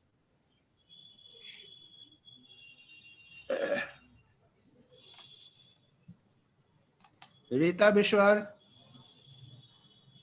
हो गया ना तुम्हारा? हो गया। सतीश हो गया। कुंडू? Yes, Maharaj. महाराज फर्स्ट क्वेश्चन है पेज 237 में, जहाँ पे फ्लाइट और फाइट की बात हो रहा है, अटैक एंड इसकी बात हो रहा है। Then it is told that lack of poise is due to failure in this adjustment, and उनको psychologically बोल रहा है that our failures are expressed in one of the two types of reaction, flight और attack. फिर दिखाया गया है flight से कैसे अपना पर्सनालिटी डीजेनरेट होता है, बट अटैक के लिए जब बात कर रहे हैं, then it is told that if properly directed may bring readjustment. The attack reaction, if properly directed, may bring readjustment resulting in more or less complete poise. So if attack and flight, both reactions are due to failure in adjustment, then how the attack reaction may bring readjustment? ऐसा है कि थोड़ा सा aggression होता है उसमें, और aggression में थोड़ा सा एडजस्टमेंट होता है। लेकिन इसको ये वेस्टर्न साइकोलॉजी का, इसके आगे अगर तुम और पढ़ोगे तो देखोगे कि Yatishwarananda ji is not giving importance to it. Okay. Some at level, a particular level, this may not be permanent. That is the idea. Okay. So between attack and flight, attack is better for readjustment, but attack is not a complete thing. We have to go beyond. No, the point is that our spiritual practice is far more important for our adjustments. Yes. Yes. By the way, बात करते करते उन्होंने बात कही है। Oh my. Then page 240. Page 240 में बोल रहे हैं, on the one hand it is told that ordinary men know very little about the unconscious mind, but then how this part of the personality can be integrated with the conscious part? If I do not know about my unconscious mind, how do I integrate it with the conscious part? No, ऐसा है कि in that case, as I say, you have to go to a psychoanalyst, and he will be able to analyze your unconscious mind and let you know. No, that is one. But इधर तो बोल रहे हैं कि मतलब there is a way of adjusting between the conscious part and the unconscious part, and without even going to the psychiatrist. Like it's told that we have to do it, though we do not know. So with prayer and meditation, does the unconscious part comes to the front, and then we can do the adjustment. Don't worry about unconscious mind coming to the front. But if you go on doing prayer, meditation, regular, sincerely, you go on doing, practice the satsang, etc., follow the principles of spiritual practice, you will find that within 10 years, 15 years, your unconscious mind has automatically changed. Okay. And become more adjustable to the Tuned with, or the tuning automatically हो जाता है. मतलब that process also becomes unconscious process में वो ठीक ठाक हो जाता है. We need not know. ठीक ठाक हो जाता है. हाँ ठीक महाराज. प्रणाम. अच्छा. निवेदिता हो गया? नहीं जी नहीं महाराज। चलो. प्रणाम महाराज, पहला प्रश्न है ये जो मॉडर्न साइकोलॉजिस्ट के बारे में वो प्रश्न है, according to modern psychologist how do they give our ego a mastery over the mind, senses and the body, why it is not enough? मतलब मॉडर्न जो साइकोलॉजिस्ट उसके ट्रीटमेंट कैसे? नहीं, क्या है वो बोलते हैं, क्या है ईगो जो है वो, हाँ, वो इससे बड़ा है, मतलब ईगो को ज्यादा इंपॉर्टेंस देते हैं over the mind and senses and body.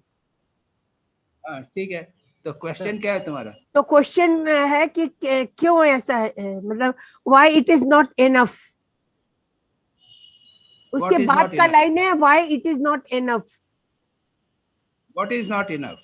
मतलब ये जो साइकोलॉजी जो ट्रीटमेंट करते हैं, they have given their, how do they give our ego a mastery over the mind, senses and the body, why it is not enough? उसके बाद तो Which page, madam? 244 मेरे ख्याल में what is being said, महाराज, 44 में from the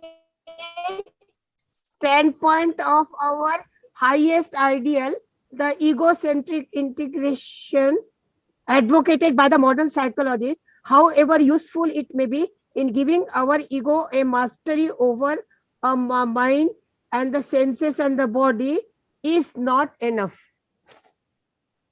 Yes, second para में तो ये थोड़ा समझ में नहीं आया। इंटीग्रेशन ऑफ पर्सनैलिटी में, इंटीग्रेशन ऑफ पर्सनैलिटी में ही है कि from the standpoint of our highest ideal the egocentric integration advocated by modern psychologists, however useful it may be in giving our ego a mastery over the mind and senses and the body, it is not enough.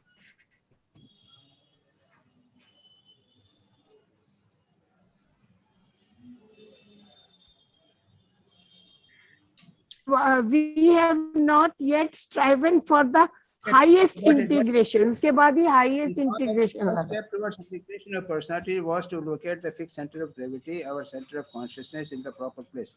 The second step is to connect the center with individual self or conscious ego, or with the universal self from points of the higher side.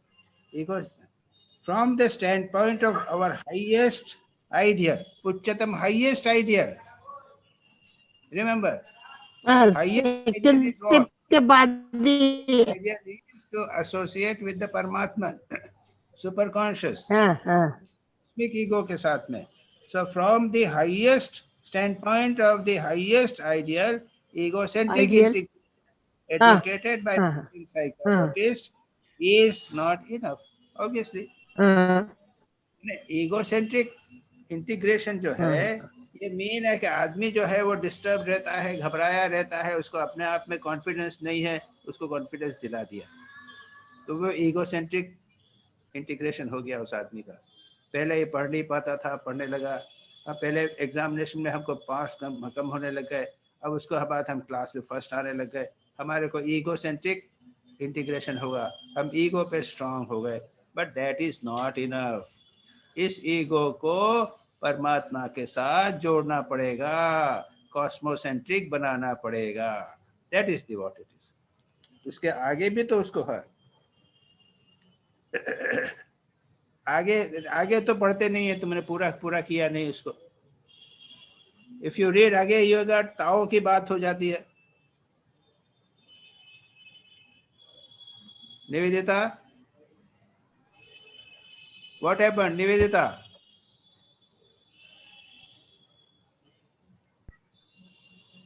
Sanjay क्या हुआ, निवेदिता का mute हो गया क्या? मुझे लगता है उनका नेटवर्क प्रॉब्लम है, वो तो ज्वाइन दिखा रहा है। सुनाई नहीं दे रहा महाराज। हाँ ऐसा है, आप अपना वीडियो बंद करके एक बार बोलिए, शायद बैंडविड्थ की प्रॉब्लम हो रही है।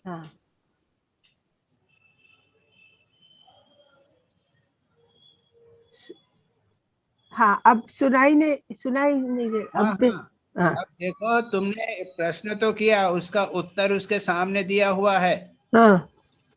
उसको आगे पढ़ो. We have not yet striven for the highest integration, then we must do the next. फिर कार्ल जंग, यही तो बोल रहे हैं, हाईएस्ट इंटीग्रेशन तुमने नहीं किया है. हाँ, हाईएस्ट इंटीग्रेशन करोगे तब तो होगा. डॉक्टर जूंग अपनी किताब में लिखते हैं, उसके बाद में डॉक्टर है वो ताओ की बात करते हैं. हाँ, ताओ की. ताओ यानी क्या, वो तो परमात्मा हो गया. ताओ का मीनिंग क्या है हमारा? ताओ का ब्रह्म है. हाँ हाँ, ताओ ब्रह्म है. हाँ. कि तुमने जो प्रश्न किया तो उसको पूरा पैराग्राफ पढ़ो तो ठीक ठाक हो जाता है.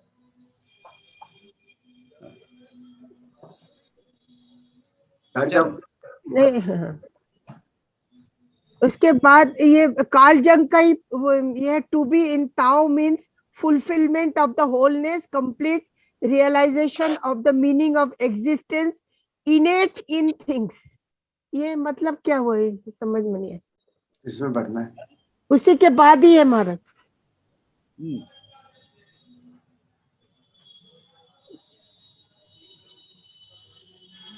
To be in Tao means fulfillment, wholeness, complete realization of the meaning of the innate existence. Innate यानी सबके भीतर जो है existence. आत्मा. हाँ, innate यानी किताब देख ले, डिक्शनरी देख लिया करो, तो innate यानी हमारे भीतर है. अच्छा, फिर तीसरा प्रश्न है कि we feel the touch of super ego, the cosmic consciousness that lives in all. It is in this state that cosmic spirit is realized to be more real than the individual consciousness. Here deepest integration takes place. ये meditation की बात कर रहे हैं ना? मनोबुद्धि अहंकार चित्तानि नाहम. हाँ. न च श्रोत जिह्वे न च घ्राण नेत्रे, न च व्याप्रोण व्योमिर्न तेजो न वायु, चिदानंद रूपः शिवोहम शिवोहम. प्रत्येक दिन ये ध्यान करना चाहिए. अच्छा. यतीश्वरानंद जी ने कहा था हमको, सत्स्वरूपानंद जी ने कहा था, प्रत्येक दिन चिदानंद रूपः शिवोहम शिवोहम चांट करो. प्रत्येक दिन सोचो कि मैं शरीर नहीं हूँ, मन नहीं हूँ, मैं सच्चिदानंद स्वरूप हूँ. यही तो करना है हमेशा जी. और उसके बाद वाला तो आपने आंसर दे दिया है. How to learn the dissociation from the faculties and come to our individual consciousness. वो हो गया है. अच्छा.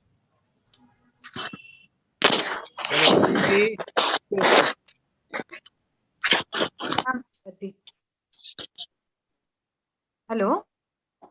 श्रीमयी. हाँ, प्रणाम महाराज जी. हाँ, बोलो. आवाज आ रही है? हाँ, आवाज आ रही है.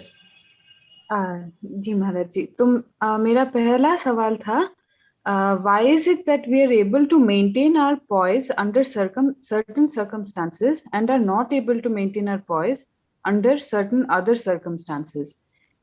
Does it show that our personality is weaker in the latter circumstances? Yes. We are not strong enough. So how, what can we do to? माँ बीमार हो जाती है तो हम रेस्टलेस हो जाते हैं. Yes. दूसरे की माँ बीमार होती है तब हम नहीं होते. ये तो नेचुरल है. हमारे इमोशंस हैं, हमारे अटैचमेंट्स हैं. ये इमोशंस और अटैचमेंट्स हमारी पर्सनालिटी को कमजोर करके रखते हैं. Yes. How to overcome, महाराज जी? साधना के द्वारा. जैसे मैंने कहा, चिदानंद रूपः शिवोहम शिवोहम. हमेशा ये सोचो कि मैं आत्मा हूँ, नित्य शुद्ध बुद्ध मुक्त स्वभाव हूँ, मैं परमात्मा का अंश हूँ. भगवान का ध्यान करो. जी महाराज. यानी अटैचमेंट से हमारे सारे जीवन जो है वो अटैचमेंट से भरा हुआ है. गीता में भगवान श्री यही तो कहते हैं. गीता में तो भगवान ने अर्जुन से ऐसे भयानक काम करवा लिए, उसको रोने तक का मौका भी नहीं दिया. तो गीता का तो संदेश है ही तुम्हारे पास, बहुत क्लियरली संदेश है गीता का संदेश. अनासक्ति रहना पड़ेगा, अनासक्त रह के काम करना पड़ेगा, ये वासनाएं इत्यादि को काटना ही पड़ेगा। ये जो है ना, अनफॉर्चुनेटली हम साधक का भाव प्रबल नहीं करते। साधक का भाव प्रबल करो, भगवान ही हमारे सब कुछ हैं, और बाकी जितनी चीजें हैं जिनसे हम विचलित हो जाते हैं, ये सब अभी की है, थोड़े समय की है, नहीं रहेंगे। मृत्यु सबको आए, तो दूसरा मरता है तो हमको कुछ नहीं लगता है, लेकिन हमारा कोई साथी मरता है तो हमारे को बड़ा खराब लगता है। ये आसक्ति नहीं है तो और क्या है बताओ। जी महाराज। तो ये विचार के द्वारा, प्रार्थना के द्वारा ये सब होता है, इसको दूर करना पड़ता है। जी महाराज।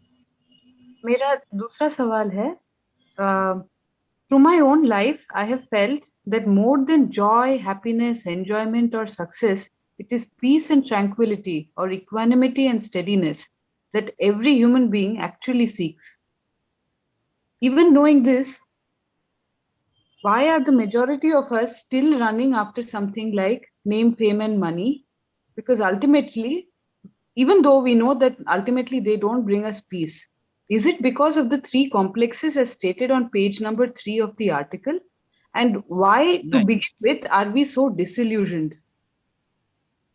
No, these are not because of this.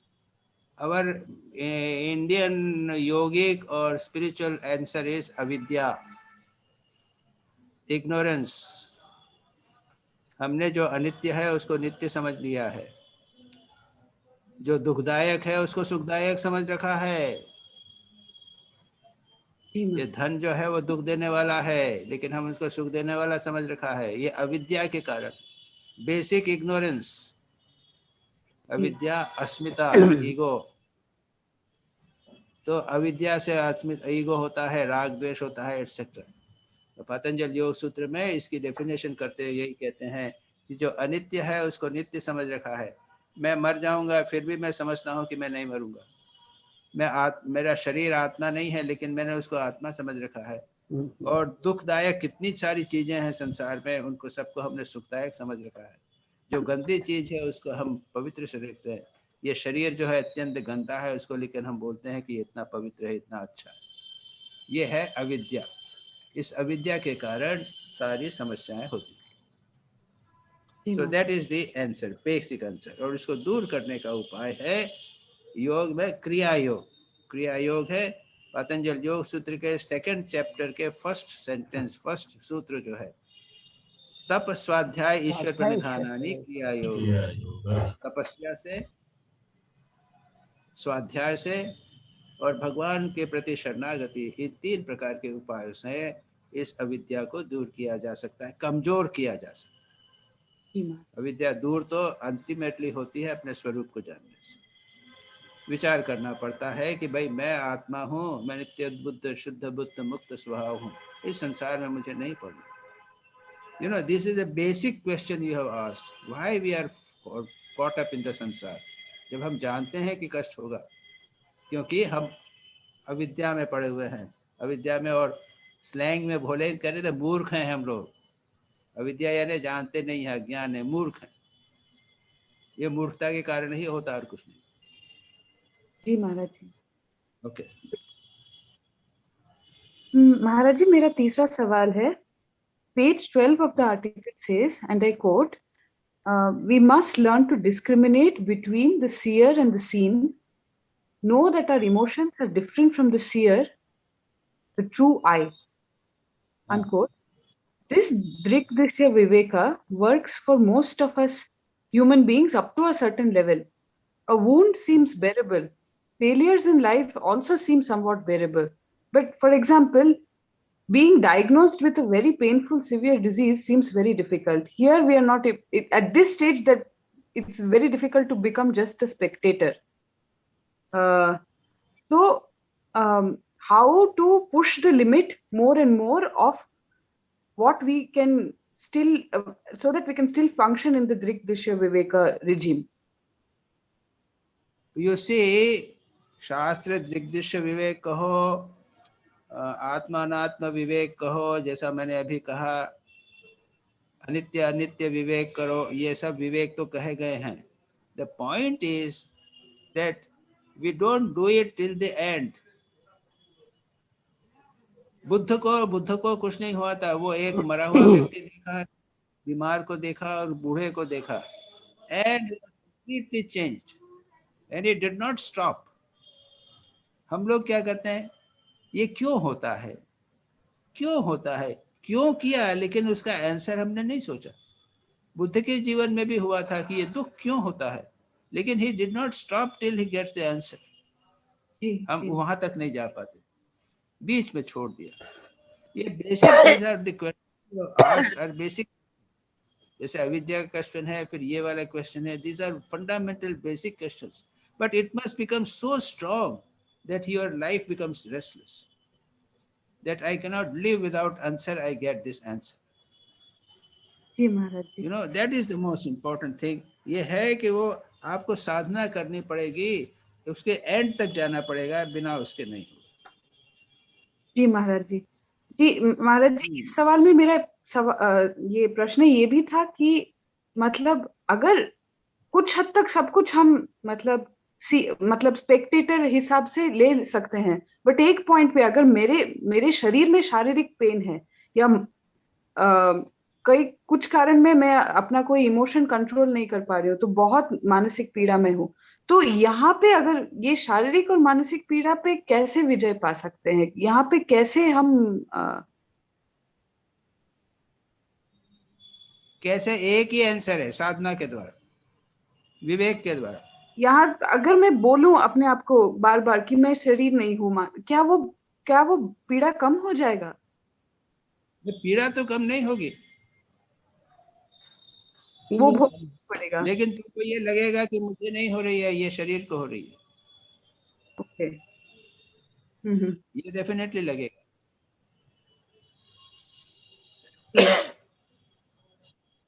Shri Ramakrishna को क्या कैंसर में पीड़ा होती नहीं थी क्या? बहुत होती थी।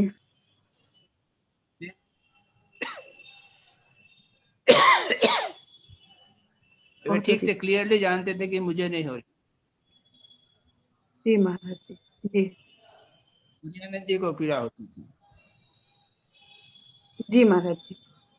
सन्यासिनी थी, मैं बचपन में एक जैन सन्यासी थी, सन्यासिनी मेरी माता के समान थी, गुरु थी।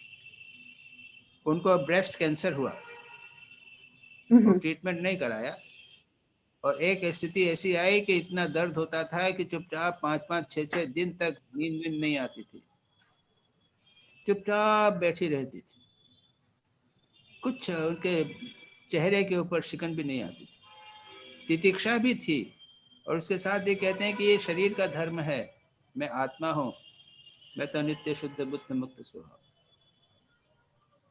पीड़ा होगी, क्यों नहीं होगी, जब तक नर्व्स हैं।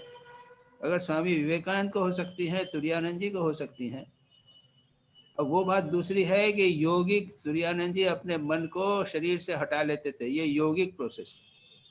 पर योगी प्रोसेस की यहाँ बात नहीं कर रहे हैं, विचार की बात कर रहे हैं। तो हम अपने मन को फुल्ली कन्विंस कर दें कि मैं शरीर नहीं हूँ, तो फिर पीड़ा होगी, लेकिन मैं जानूंगा कि मुझे नहीं पीड़ा। जी महाराज जी।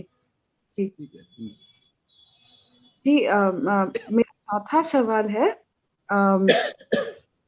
I have one question about equanimity and after death. I have recently witnessed the death of a very close person. He was a very equanimous, steady and centered person, also spiritually inclined. क्या हम ये दावे के साथ कह सकते हैं कि this might have made his process of death little easier and are definitely characteristics that he would have carried to the next life?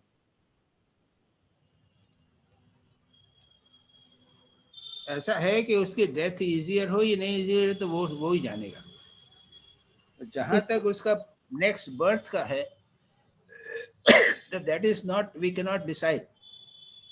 उसके जन्म जन्मांतर के संस्कार होंगे और इस जन्म के संस्कार होंगे, सब मिल मिला के उसका एक जन्म होगा। अच्छा। हाँ, ये कहते हैं कि अगर मृत्यु के समय कोई बहुत इंटेंस किसी ने शुभ कर्म किया, यानी मृत्यु जो है, मृत्यु के पहले उसने किसी का बहुत ज्यादा भला किया, तो अगले जन्म में उसका शुभ जन्म ही होगा, उसके पुराने जो बुरे कर्म है वो दब जाएंगे। लेकिन अगर मृत्यु के पहले उसने कोई भयानक पाप किया तो उसके शुभ कर्म दब जाएंगे और अशुभ कर्म के कारण वो उसको बुरा फल मिलेगा। तो ये डिसाइड करना है कि उसकी जन्म कैसा होगा, it is not in our hand, we can not do it. अच्छा, तो अगर हम अपने लाइफ में सारा जीवन भी हम एक पॉइज और इक्वानिमिटी प्रैक्टिस करेंगे, फिर भी हम दावे के साथ नहीं कह सकते कि नेक्स्ट लाइफ में definitely we will have that characteristic. It depends on the sum total of हमारे पूर्व जन्म में क्या क्या था हम नहीं जानते ना, राइट। और मिल मिला के क्या उसका परम्यूटेशन कॉम्बिनेशन होगा हम नहीं जानते। जी जी महाराज जी। हाँ। महाराज जी, ये आर्टिकल पढ़ के मुझे दो गाने याद आए। तो मैं एक्चुअली पूछना चाहती थी कि ये आर्टिकल वो दोनों गाने के लिए मतलब these are right apt connection or not? One first Gana is Apunate Apni Theko Mon, and the second Gana is Mono Cholo Nije Nikitone. These and poise or maintaining center of gravity within. ठीक আছে, गान तो खूब भालो, बहुत अच्छे हैं, रहो, मन भगवान में जाओ। जितने भी गाने हैं ना, सभी गाने पॉइज के लिए, जितने भी भजन है उसमें सब में एक तो या तो आत्मा में रहो या फिर भगवान में रहो, ये सब के सब गाने इसी लेवल पे है ना।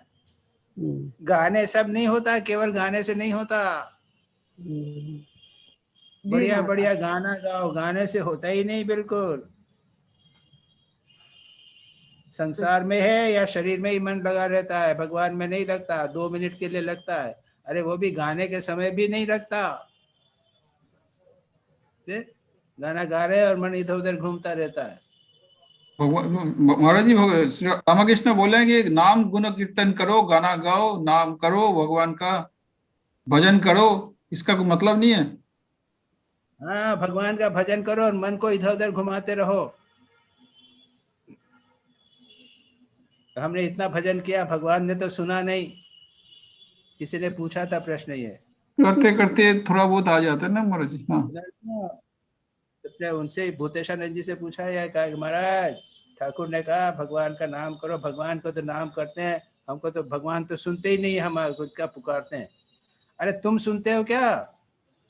तुम जब भगवान को पुकारते हो तब तुम्हारा मन भी तो कहीं और होता है, नहीं होता।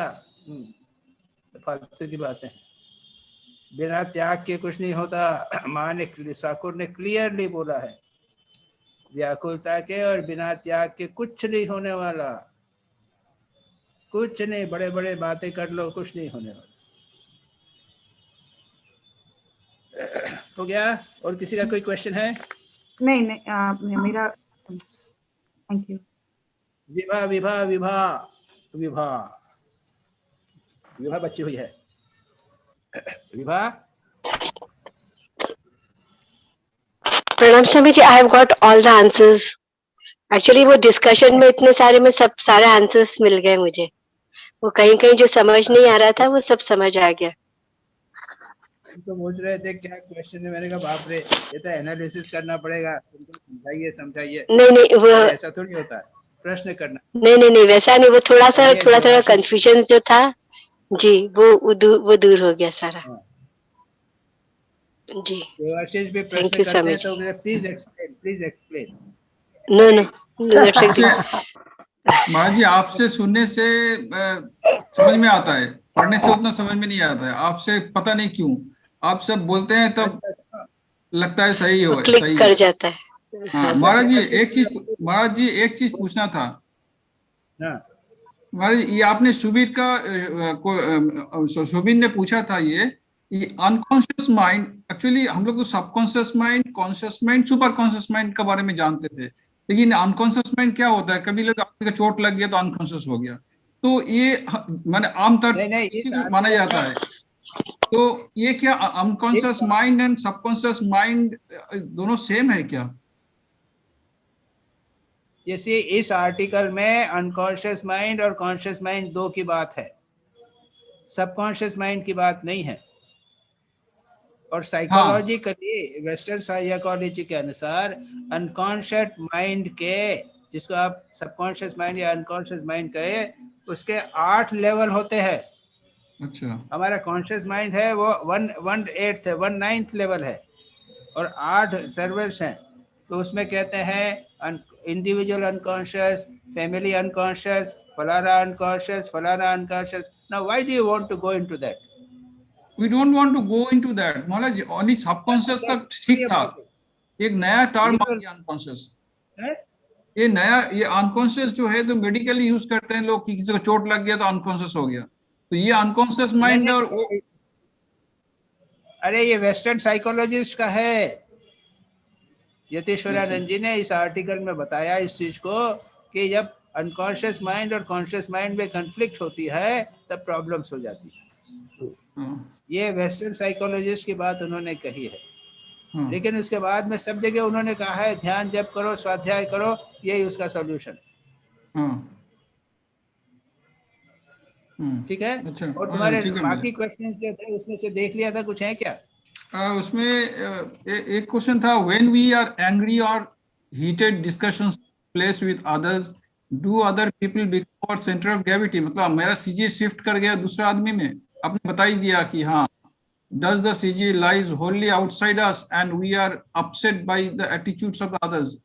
ये तो आपने बता ही दिया कि सीजी हमारा चेंज हो जाता है ना, जब भी किसी के साथ माने अटैचमेंट आ जाता है या कुछ हो जाता है, तो वो हमारा सीजी जो है उस पे उधर चला जाता है, तो हमारा पॉइज जो है हम लूज कर जाता है। दैट इज करेक्ट ना महाराज?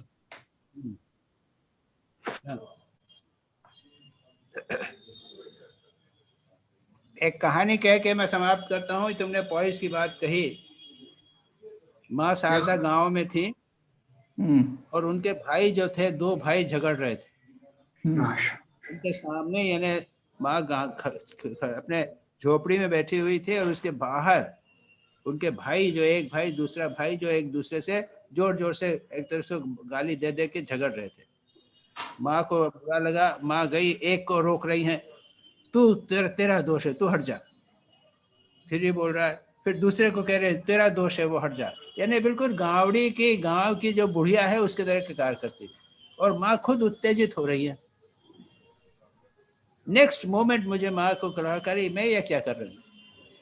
नेक्स्ट मोमेंट उन्होंने अपने आप को संयत कर लिया और हंसने लग गई। हाँ हाँ हाँ, अरे मैं क्या कर रही हूँ, मैं क्या कर रही हूँ, और अपने आप आके बैठ गई। जब हम अचेतन रहते हैं, अब जब केयरफुल नहीं रहते हैं, तब हमारे जीवन में ये बाहरी चीजों का इफेक्ट हो सकता है। लेकिन साधना बहुत आवश्यकता है। अपने आप को इस क्रोध, लोभ और बड़ा अचानक अहंकार आ जाना, इस सबको कंट्रोल करने के लिए बहुत साधना की आवश्यकता है। महाराज हाँ, समझ में आया महाराज जी। नेक्स्ट एक जगह है, सेकंड क्वेश्चन 245 में स्वामी जी said, one who had realized the light was able to keep one's equanimity under all conditions. Does it mean that there is a light within each one of us and that need to be seen or realized? Does the spiritual illumination mean seeing the light within oneself? The center of gravity comes to rest in divine consciousness. Light का अर्थ है spiritual illumination, that's all. सब जानते हैं इस चीज को, ठीक है। बंद करते हैं। ठीक है महाराज, ओके ओके। प्रणाम महाराज जी, प्रणाम प्रणाम महाराज। शांति शांति शांति। हरि ओम तत्सत। श्री राम कृष्ण अर्पणमस्तु।